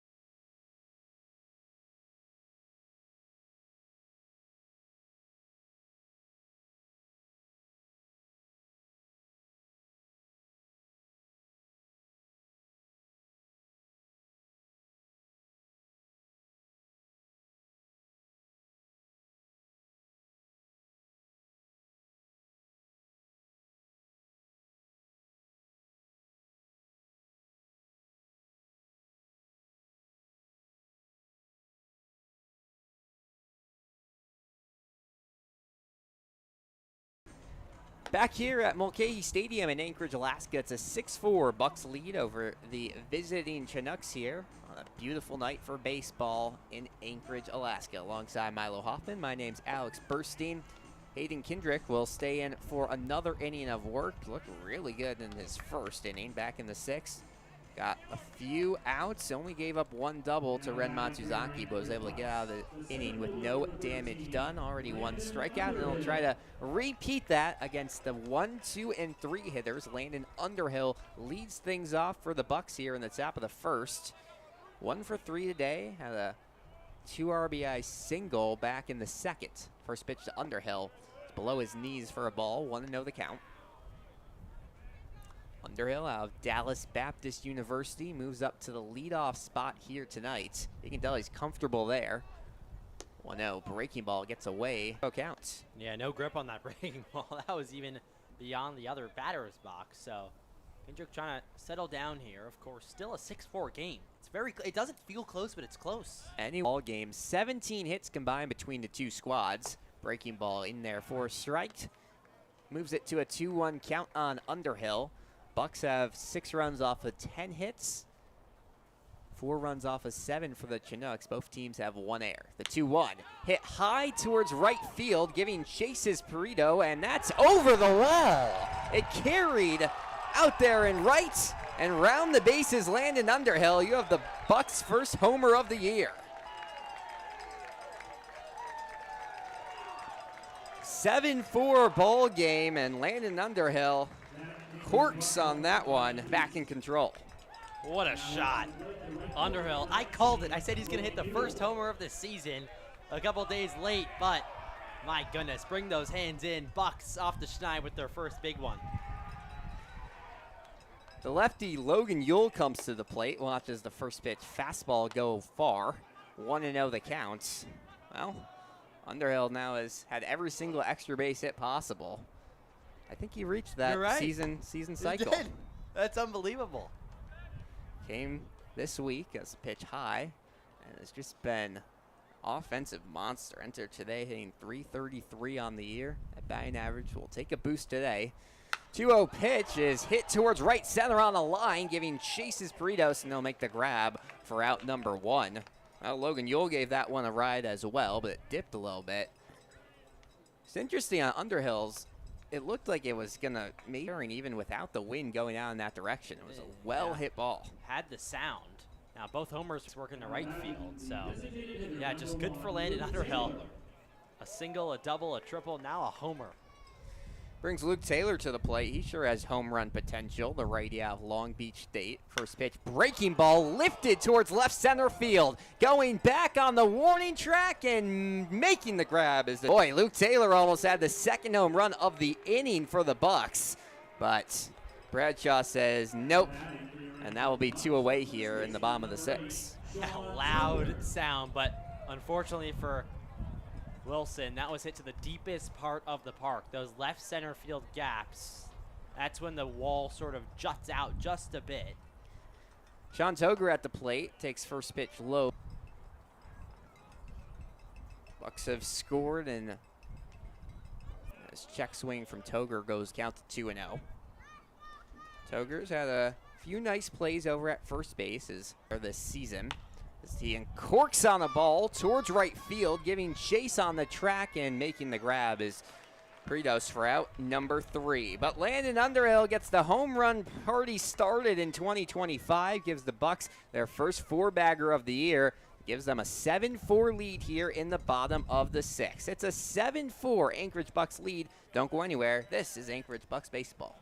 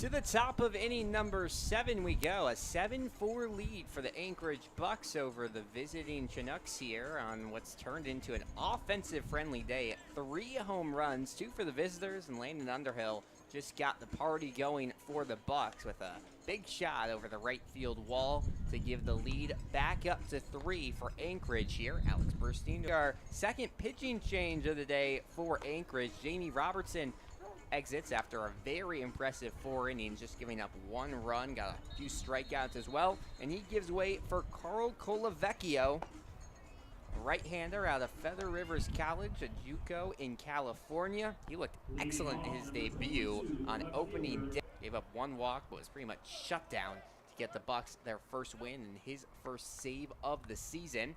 He'll be facing off to start off his 2nd appearance of the year, and it begins with Orion Medeiros here, the right fielder. High set late kick in first pitch. Taken low for a ball, 1-0 the count. Colavecchio rocking his white cleats. Fits well with the white. Color coordinated. Very sleek. Here's the 1-0. That one's high. 7-4 ball game. This offense just keeps on humming along, up to 37 runs on the season. No one can stop them. 2-0 offering. He gets a swing and a miss on a high fastball. Move it to a 2-1. This is the first time we're seeing the Bucs bullpen, though, out there with a lead that's not too big. Now, 3 runs, still doable for the Chinooks, so gonna have to be locked down. 2-1 offering is dribbled towards second base, charging in as Gamel gloves and throws to first in time for a 4-3 putout. That's an easy first out for Colavecchio. He'll take that one, and there's a 1 away for Caleb Bradshaw. And that's different, actually. Colavecchio induced 3 flyouts in his close attempt on opening day. So first ground out from Colavecchio. Trying to figure out what type of pitcher he is on the bump. Strikeout or ground ball guy. Bradshaw, the scene for the first pitch. Here it comes. Goes high and away for a ball. Walk back in the second inning. Came out to the pitcher, then Jamie Robertson in the 4th. So still searching for that first hit today. He's 0 for 1. 1 ball, no strikes. Next pitch. Misses low.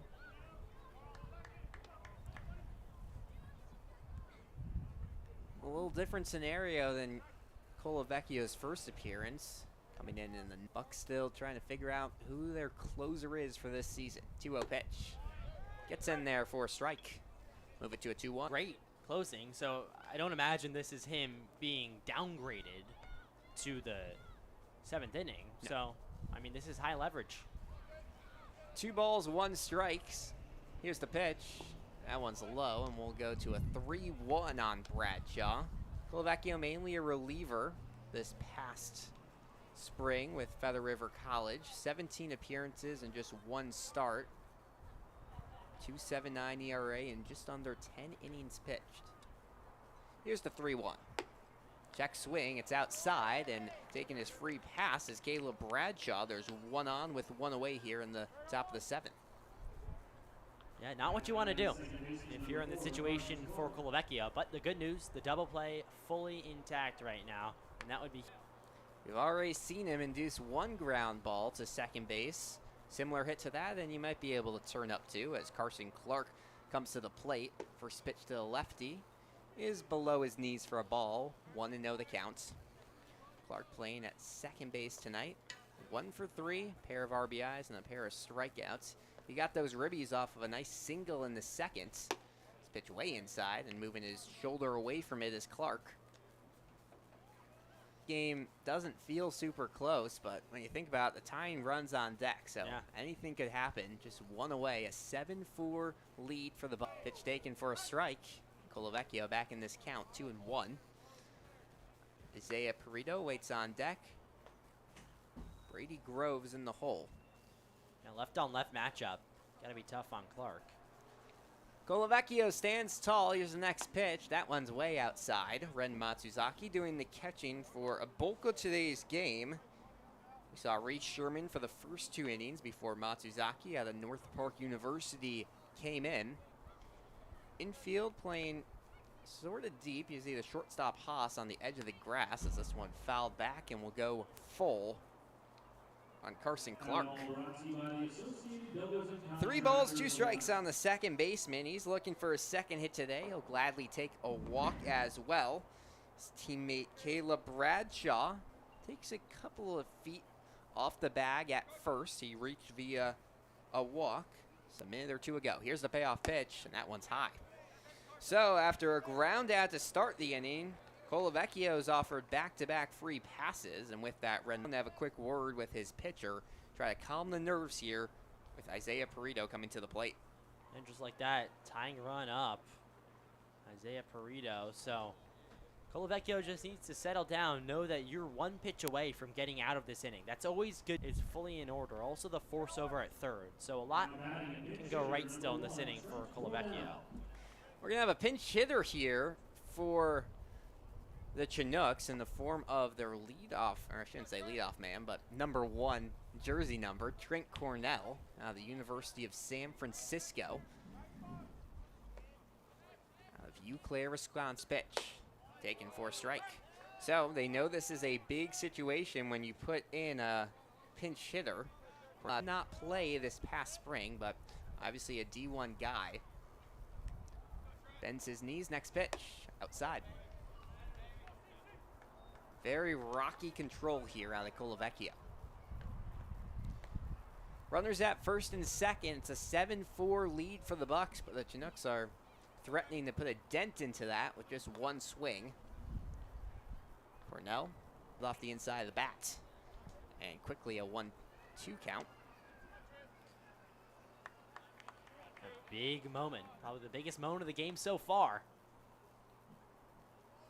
And also a big decision to throw in the pinch hitter. 1 ball, 2 strikes. Colavecchio sets at his chest, checks the runner at second. Here comes the pitch. It's bounced towards third and goes foul. We've seen some loud contact from Cornell here, but he's yet to put any ball in play. Sent one slicing towards the Chinooks dugout on the first base side. He bounces that one down the third base side. We'll see if he can put something maybe up the middle. That could do some damage for the Chinooks. Down by 3 runs here in the top of the 7th. Next pitch. Hit high towards left field into shallow territory. Siselski comes in. Haas calls him off, and the shortstop will make the grab for out number 2. So Trent Cornell is sent back to the dugout with an out for his first plate appearance of the regular season. And just like that, there's 2 away for Brady Groves. Reached via an error in the first, then grounded out in the third and struck out in the 5th. Long innings, real long. Chinooks are making Colavecchio work. First pitch, way inside. Groves just turned away. Looked like he may have scraped his jersey, but the umpire will not give him a hit by pitch. He's not going to take one for a team there, and probably a right choice. That would have left a long bruise on him.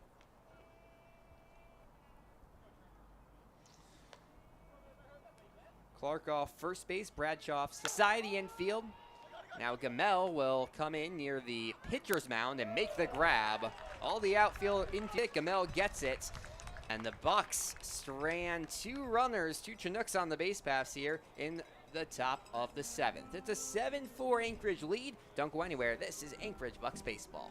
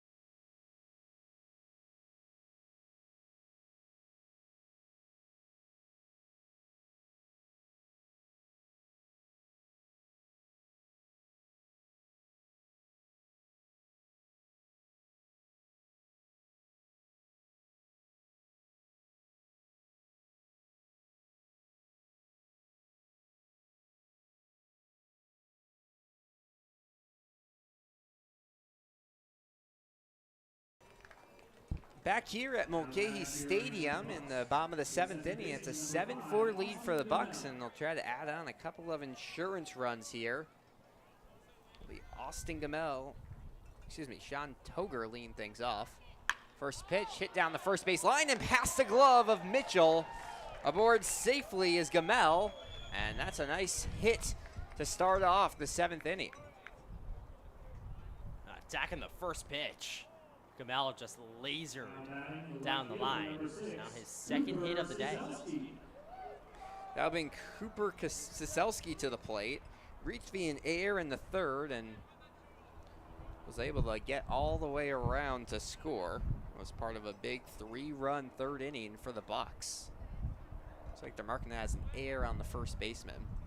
Siselski popped up foul territory right side. First baseman Mitchab had to make a long run over there, about 30 feet from first base, but makes the catch for out number 1. So the Bucs attacking pitches early here in 7th. Yeah, and you're up 3. You're trying to get all the offense that you can get, but the Bucs have had so much success working the counts deep. So you wonder if Provencio is going to try to see a lot of pitches here and extend this inning. Provencio 1 for 2 today, single and a walk, scored 2 runs off of it. In the lefties batter's box, righty on lefty matchup. They'll try to pick off Gamel at first. It almost got away from Mitchell there, but he's able to chase back into the bag. A couple of positional changes here. Medeiros has switched over from left field to right for the top of the 7th. First pitch to Provencio, breaking ball outside. They'll throw down the first, not in time. I don't know if I've ever seen a team check on the runner at first more than the Chinooks. And last time, wasn't it? Oh, it was Gamel at the plate. So Right. This time it's a little role reversal. This time it's him getting the treatment of having to slide a lot. 0-1 pitch. Line down the 3rd base line, foul.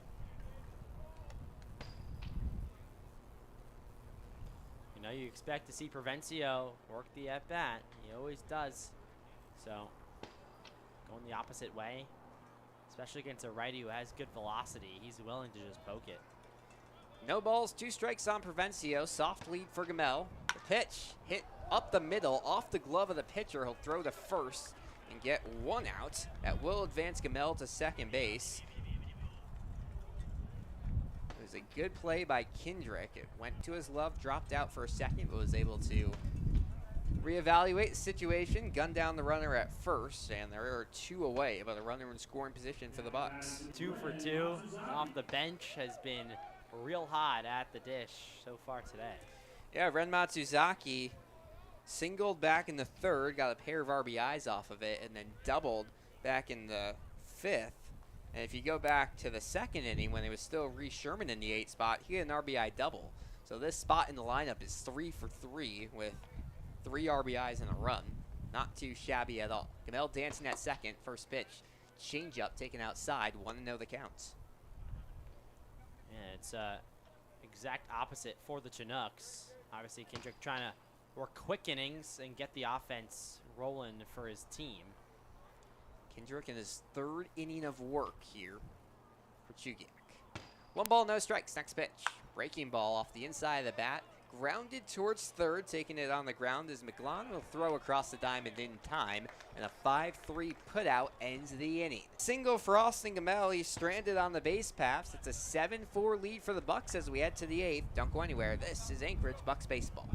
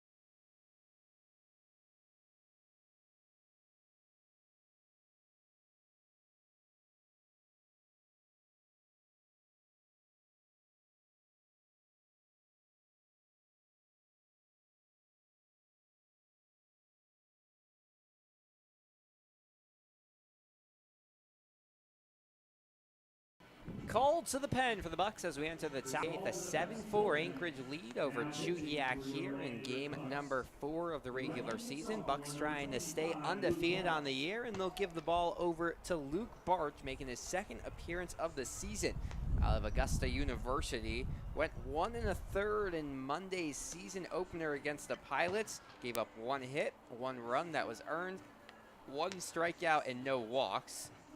So, small sample size so far for Barch, who, as a freshman, had a lot of playing time at D2 Augusta, had some starts, went 7 innings against Columbus State. And now, in a, I guess you could say, save situation if he goes 2. Bucs only up by 3, so good opportunity for Barch. The pitcher of record for Anchorage here, Jamie Robertson, went 4 innings, giving up just 1 run. Came in the 2nd when things were a little bit rough for Anchorage and just turned things around. Excellent outing from Jamie. Turned the ball over to Carl Colavecchio, who looked solid in the 7th inning of work. And now it's Barch's turn against the 4, 5, and 6 hitters. Jake Mitchell starts things off. First pitch taken inside the counts on the first baseman. He's been busy out there in the field. Couple of nice stops. Almost made a beautiful diving stop on a double by Ren Matsuzaki a couple of innings back. Used his length well today. 1-0 pitch inside. He'll back up his hips to avoid getting hit. And it's a 2-0 count. It's cooled down here in Anchorage. At the start of today's game, it was 68 degrees. We're down to 66, but it feels a lot cooler. 2-0.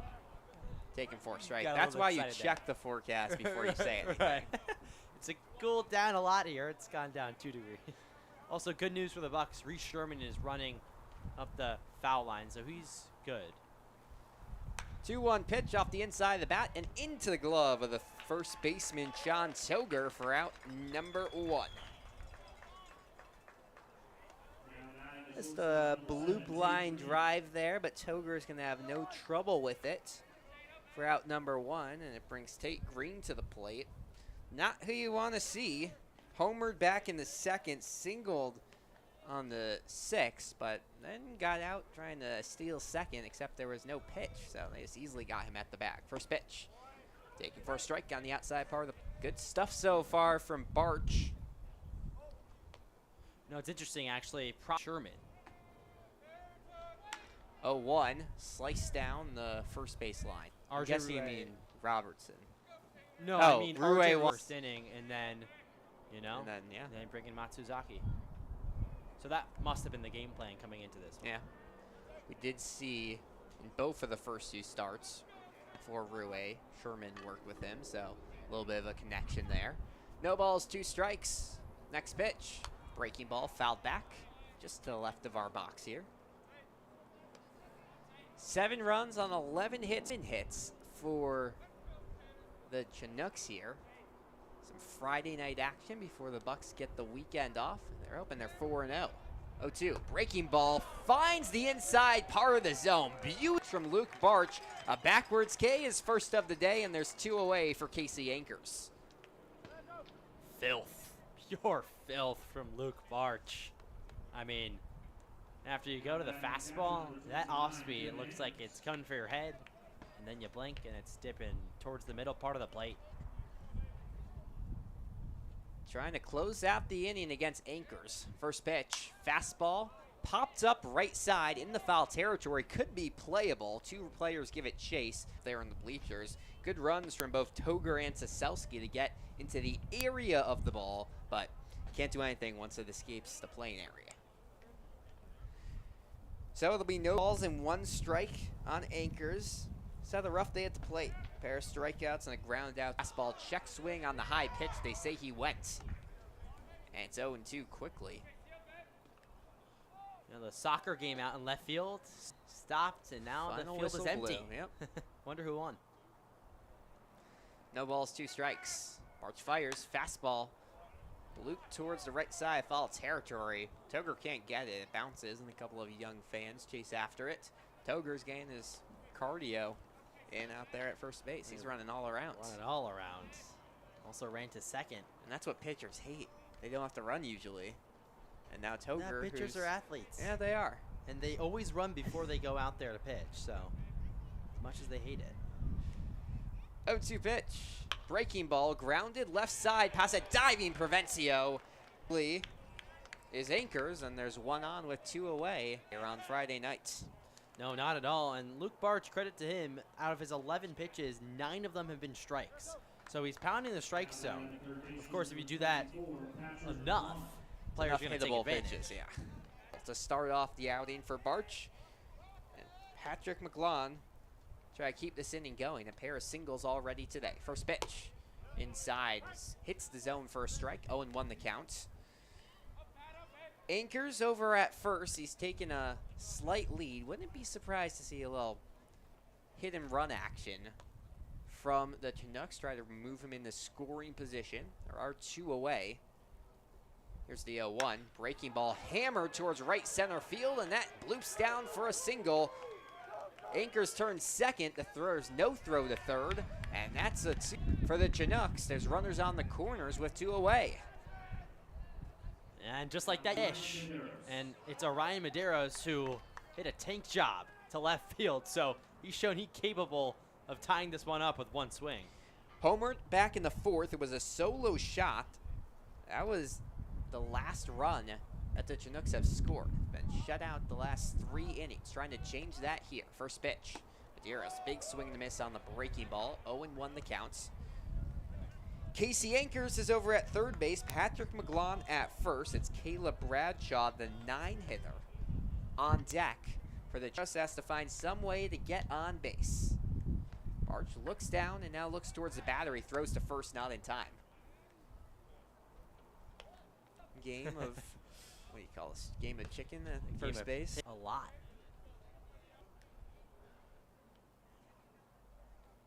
Next pitch. That's a perfect strike. Right at the knees of Medeiros, and the Chinooks are down to their last strike of the inning. No balls, 2 strikes, 2 away. Runners at the corners. The 7-4 Bucks lead in the top of the 8th. Barch steps his left foot forward. Now looks towards the bag. Here comes the pitch. Swung on and missed. Strike 3. A half swing from Medeiros sends him back to the dugout. 2 strikeouts, 2 runners stranded, and most importantly, a 3-run lead for the Bucs. 7-4 Anchorage. Don't go anywhere. This is Anchorage Bucs baseball.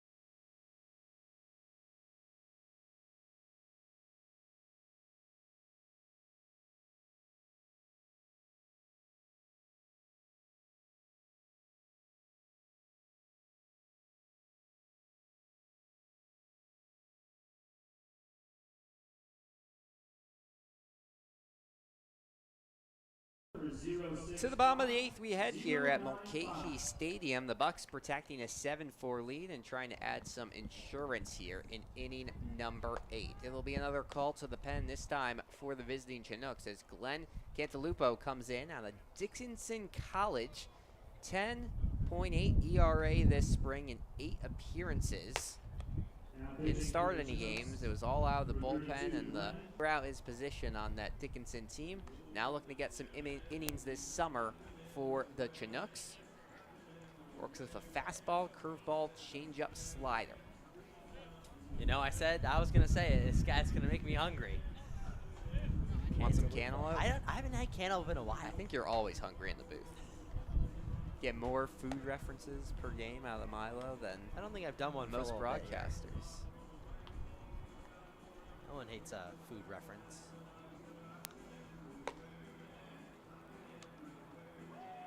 Pens could use maybe 1 or 2 runs to make this a little more comfortable heading to the top of the 9th. We did see the second from the Chinooks. Trying to look at all the numbers out there because Bucs scored 3 in both the second and the third. The Chinooks only did so in the second. But Bucs bullpen since then has been excellent. Have only given 1 run off of a solo shot. Now it's time for the Bucs to do some damage. Our last run came in the 6th inning, a Landon Underhill home run. Grant Haas leads things off. Underhill's on deck. Haas trying for his second hit today, had an RBI single back in the third. First pitch, inside.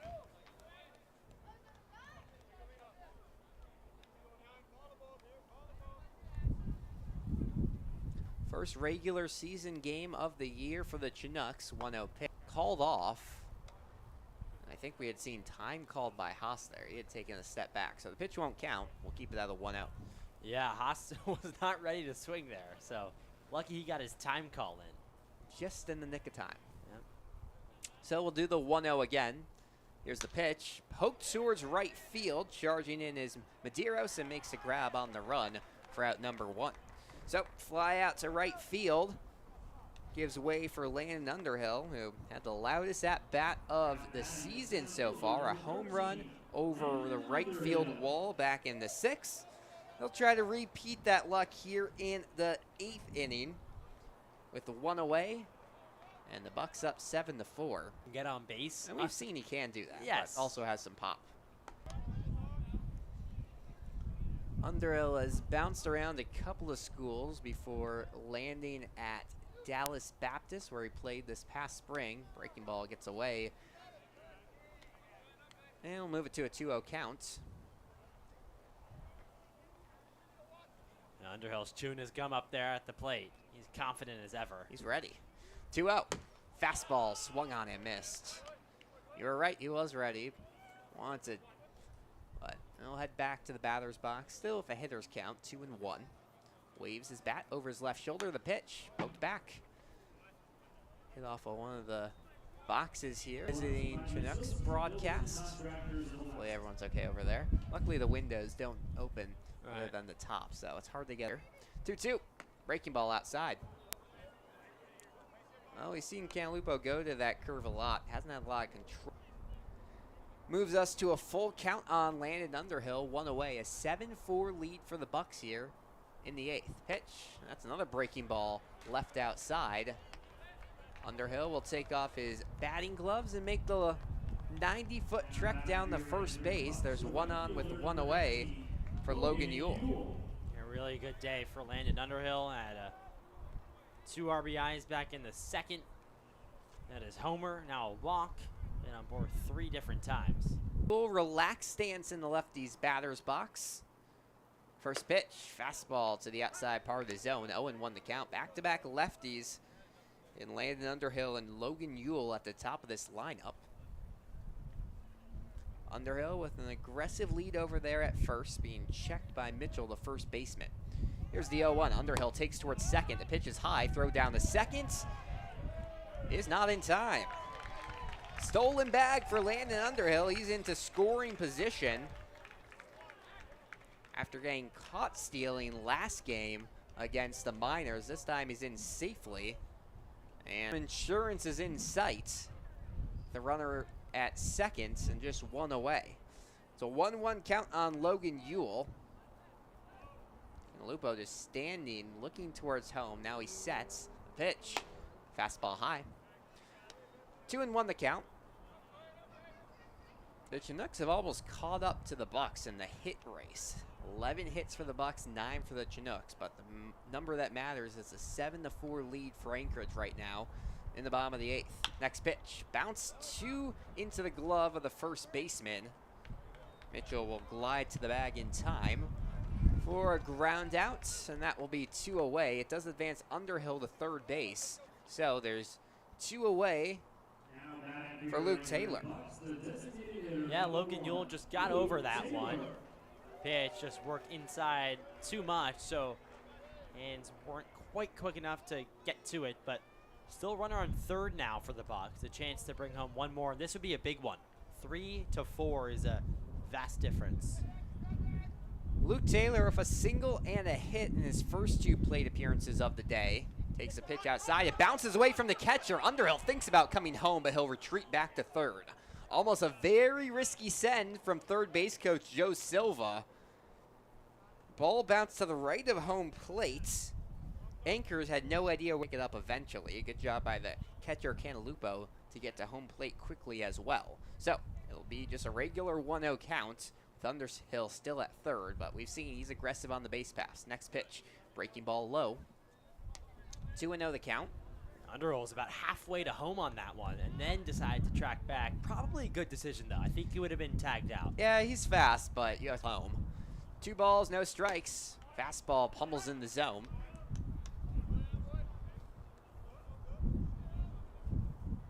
Bucs trying to tack on to a 7-4 lead here in the top of the 8th. They'll just need 3 outs to close this one out. The bullpen kind of busy there. I can't tell if anyone's throwing or if they're just talking. 2-1 swung on and missed. Taylor a second behind that one. And there's 2 balls, 2 strikes, 2 away here. Last strike of the inning for the Bucs. Trying to add on an 8th run here in the bottom of inning number 8. Taylor gets ready for the pitch. Canalupo sets, glove at his belt, shrugs his shoulders and throws. The pitch is high and inside and will go full here.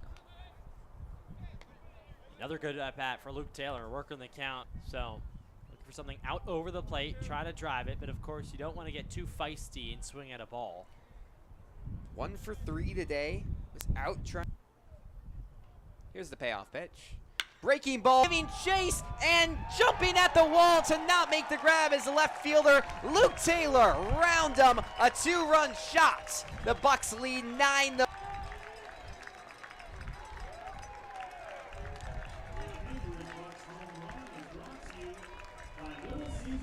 Well, we've seen the pop from Luke Taylor today and all season, and he finally gets one over that left field wall. The Bucs have erupted for 9 runs and lead by 5 here in the 8th. Driller out to left field. Luke Taylor straight off the barrel. It had the sound from the second it lifted the bat. My goodness, 4 big bombs today at Mulcahy after not seeing any. Sean Toger takes the pitch for a strike. Well, it was the Chinooks who had the power early, a pair of solo shots, but then Landon Underhill and Luke Taylor returned the favor here in the later innings. Next pitch, grounded up the middle, gloved by the shortstop, and darting across the diamond in time. But Luke Taylor, welcome to the power party. Blasts one over the left field wall. It's a 9-4 lead for the Bucs as we head to the top of the 9th. Anchorage tries to close it out. Don't go anywhere. This is Anchorage Bucs baseball.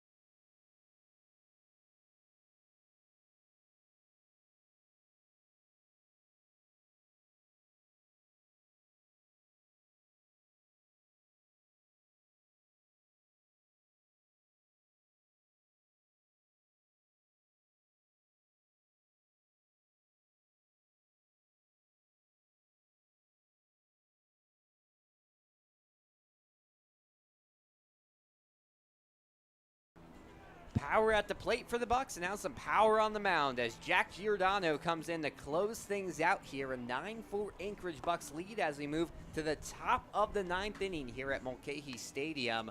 Another offensive eruption for the Bucs here. Let's just run through these numbers. Game 1 of the season, you score 9 runs. Yeah. Game 2, 8 runs. Game 3, 13 runs. And now Game 4, 9 runs. Who is going to stop the Anchorage Bucs? I'm not sure. They are hitting the ball off of everyone. If you're doing this well, I don't know who. Yeah, I don't know. The answer is I don't know, because if the bats are this hot, then you can only do so much as the opposing team. But it's just the working the at-bats. It's the putting the people on the base paths. There's traffic, so it distracts the pitcher from the task at hand. Well, if there's one guy you want on the mound, it's Jack Giordano. He is lights out as a closer. We saw him come in against the Pilots on Tuesday, went 1 inning, couple of strikeouts, got out of that one. First pitch misses outside here to Caleb Bradshaw. But he has that lethal fastball that can get up to the mid-90s, and he puckers it up with a very, very nice curveball. Players in the dugout are repeating his name, Giordano. 1-0 pitch is low. That's one thing we had not seen out of him, a lot of balls in his first outing. But just settling in here in Anchorage, just arrived less than a week ago. And now getting a big moment. Luckily, those 2 runs kind of helped him out. Now a 9-4 cushion, 2-0 outside. And Bradshaw eyeing a leadoff walk here in the top of the 9th. Yeah, it's the best scenario for the Chinooks. Of course, down by 5 runs. You want any traffic on the base paths that you can get. 3-0 pitch is high, and that's a 4-pitch walk to Caleb Bradshaw to start off the 9th. Not what Giordano was hoping for. And now you have to face the top of the lineup. Carson Clark, Trent Cornell, and Brady Grove. So all talented, none of which have had that much success today. Clark with a pair of strikeouts, a single, and a walk. He would like another single here. First pitch, fastball, just misses the outside part of the plate. Yeah, Giordano needs to settle down a bit here. 5 pitches out of the zone to start the inning. Wind picks up, gusting towards left field here at Mulcahy. The 1-0 goes high. That's now 6 straight balls to start off the outing. Right-handed pitcher. Small pitch hits the outside part of the zone, and we'll go to a 2-1. Bradshaw off of first, Bucs off to the left-hand side. We'll go to a 2-2 of the season out of San Diego. It would be quite the day for the Toreros pitching staff. Jerry Robertson went 4 innings of great ball. Now Giordano trying to close it out. 2-2 goes high, and we'll go to a full count here. Runner at first base. It'll be interesting to see if over at first Bradshaw tries to take second, maybe advance a runner into scoring position. Wouldn't matter if it's a ball here, if it's a strike. On one bounce to Gamel. He scoops a second, and it gets away from Haas. An air on the throw from Austin Gamel means there's 2 runners on with outs, and the Chinooks aren't done quite yet. He tried to backhand throw it, and it just was shoved. No chance at getting that one. An air on Gamel, and the inning goes on. Yeah, I mean, Gamel just tested the shortstop Haas a bit too much out of his reach. Trent Cornell takes first pitch for a strike. 0-1 the count.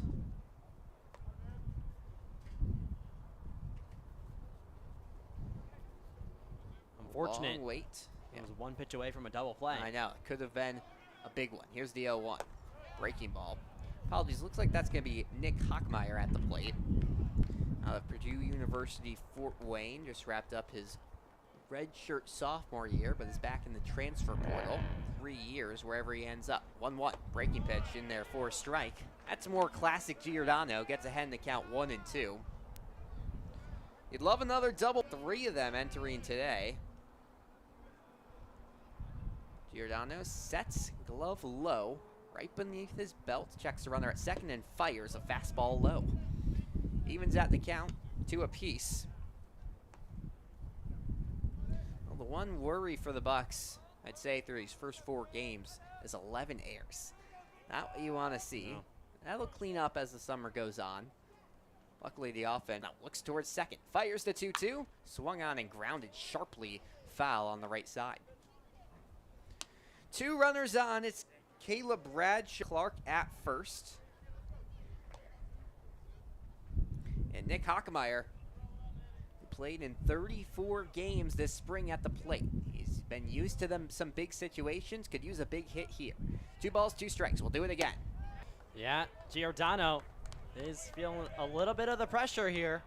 A big pitch can really determine how the rest of this inning goes.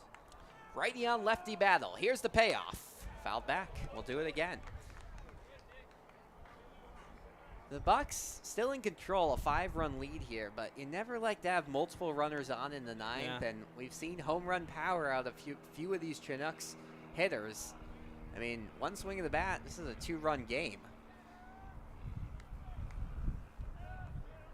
Hockemeyer had some extra base hits this season, a couple of triples. Here's the 3-2. Poked foul down the right side, foul. Battle. Definition of a battle up here for Hockemeyer, and it's tough to do coming in off the bench facing a pitcher who can get up to 96 miles an hour. So really seeing everything that Giordano has to offer. Giordano waiting for another payoff pitch. Here it comes, and he'll foul it off again. Really good at bat here from Nick Hockemeyer.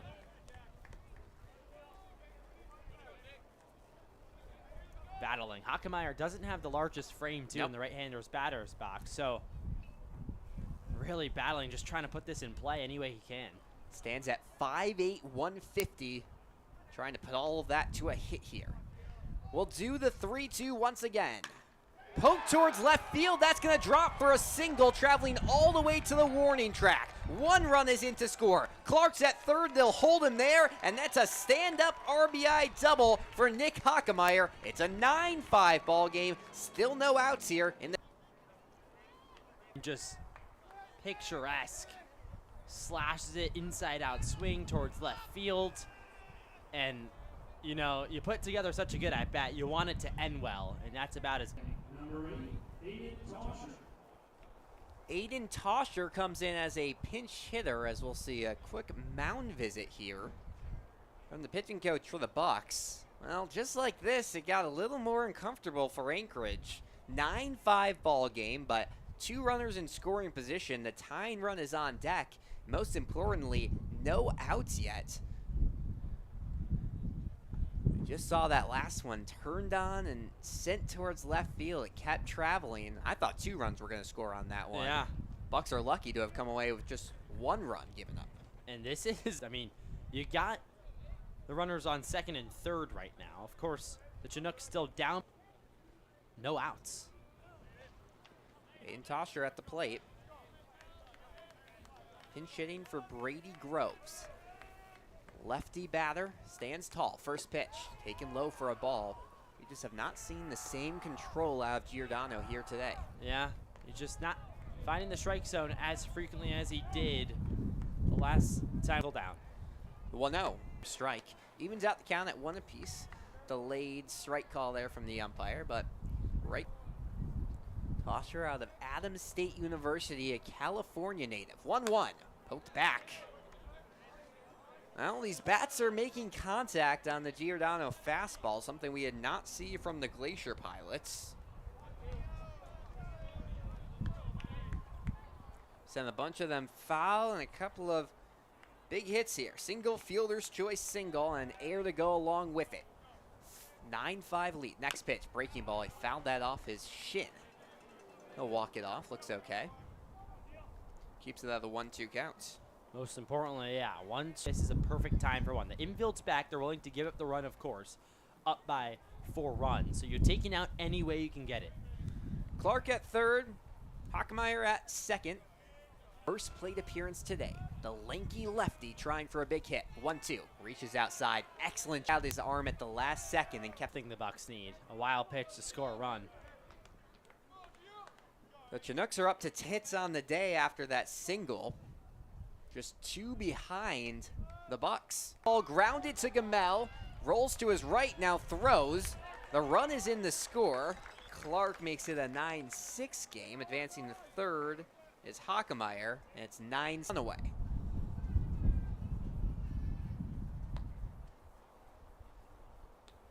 Now batting the first baseman. Well, if you're the Bucs, silver line there is you got 1 out. Now you just need to get 2 more, but it is now a 3-run ball game. 2 runs in this inning from the Chinooks. They hadn't scored since all the way back in the 4th inning. Jake Mitchell at the plate. First baseman looks at a strike. 0-1 the count. Listen, you'll trade that any day of the week. Yeah. And out for a run. Now you got 1, still up by 3. Tying run. 0-1 pitch, and Mitchell's behind that one. Swings and a miss. 0-2 the count. For today, a single back in the third and a strikeout other than that. Jack Giordano points his glove towards home plate, now sets below the belt. Standing tall, right side, foul territory. Toger giving chase and just misses it. He kind of leaned over the fence in front of the fans there, but it travels foul. Keep it at an 0-2 count on Mitchell. Giordano's pitch count's getting up there. It looks like John Witt is warming up in the bullpen for the Bucs. But you do have 2 days off. Staff is thinking for the Bucs. Runner at third base. Here's the dominant, establish the fastball. Dominant, establish the fastball. Now, hard to find the strike zone. Seventh batter he's faced. This one grounded towards short. Haas charges in, takes the ball, throws to first in time, and that's a 6-3 putout and a 9-7 win for Anchorage. It got nervous in the ninth, 3 runs given up. It got nervous in the ninth, 3 runs given up, but Anchorage comes out on top thanks to 12 hits, couple home runs, and 9 runners coming across home plate. The offense stays hot, and the Anchorage Bucs are 4-0 through 1 week of the season. Good win by the Bucs. Of course, a little bit shaky there in the last inning. Jack Giordano had a hard time finding the strike zone, but listen, you work out of it, you force a ground out to seal the deal, and a win is a win is a win. The offense, though, the story of the game once again, the bats are hot. We'll get your totals in just a second. Don't go anywhere. You're watching Anchorage Bucs baseball.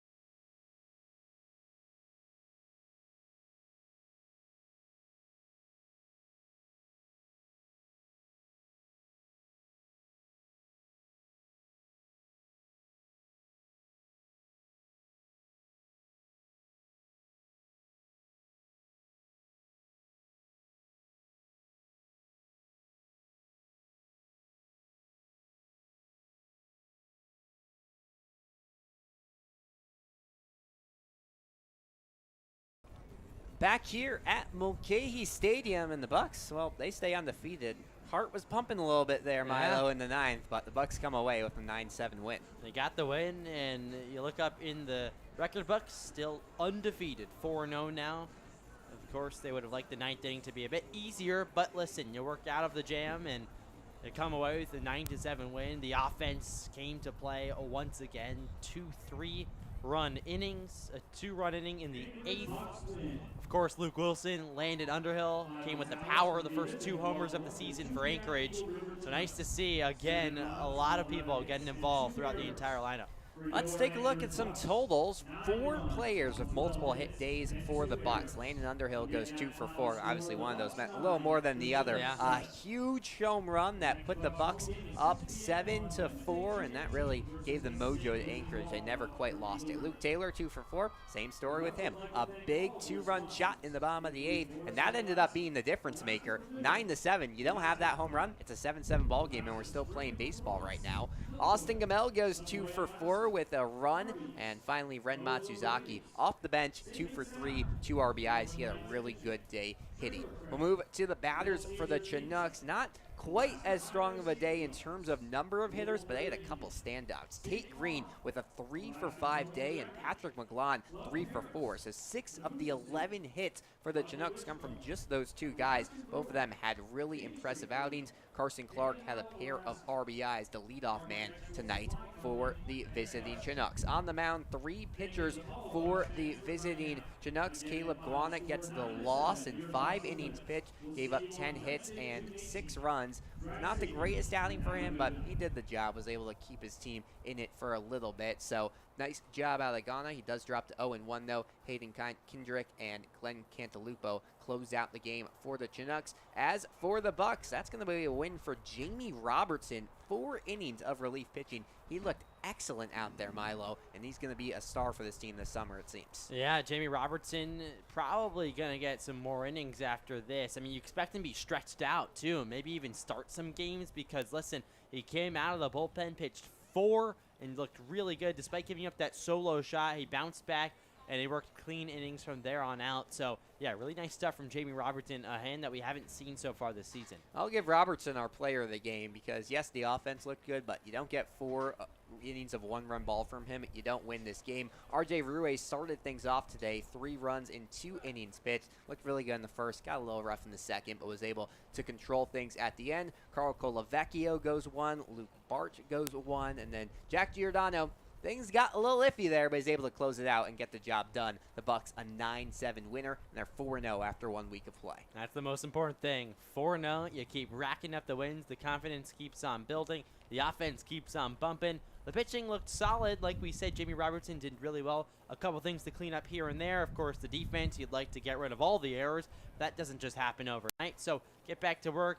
Back to the fundamentals, and the winning ways should continue for the Bucs. It was really the 2-out hitting for the Bucs today. 7 of 15 when there was 2 X's on the scoreboard. Yeah. That's how you win games. You got a lot of runs because of that.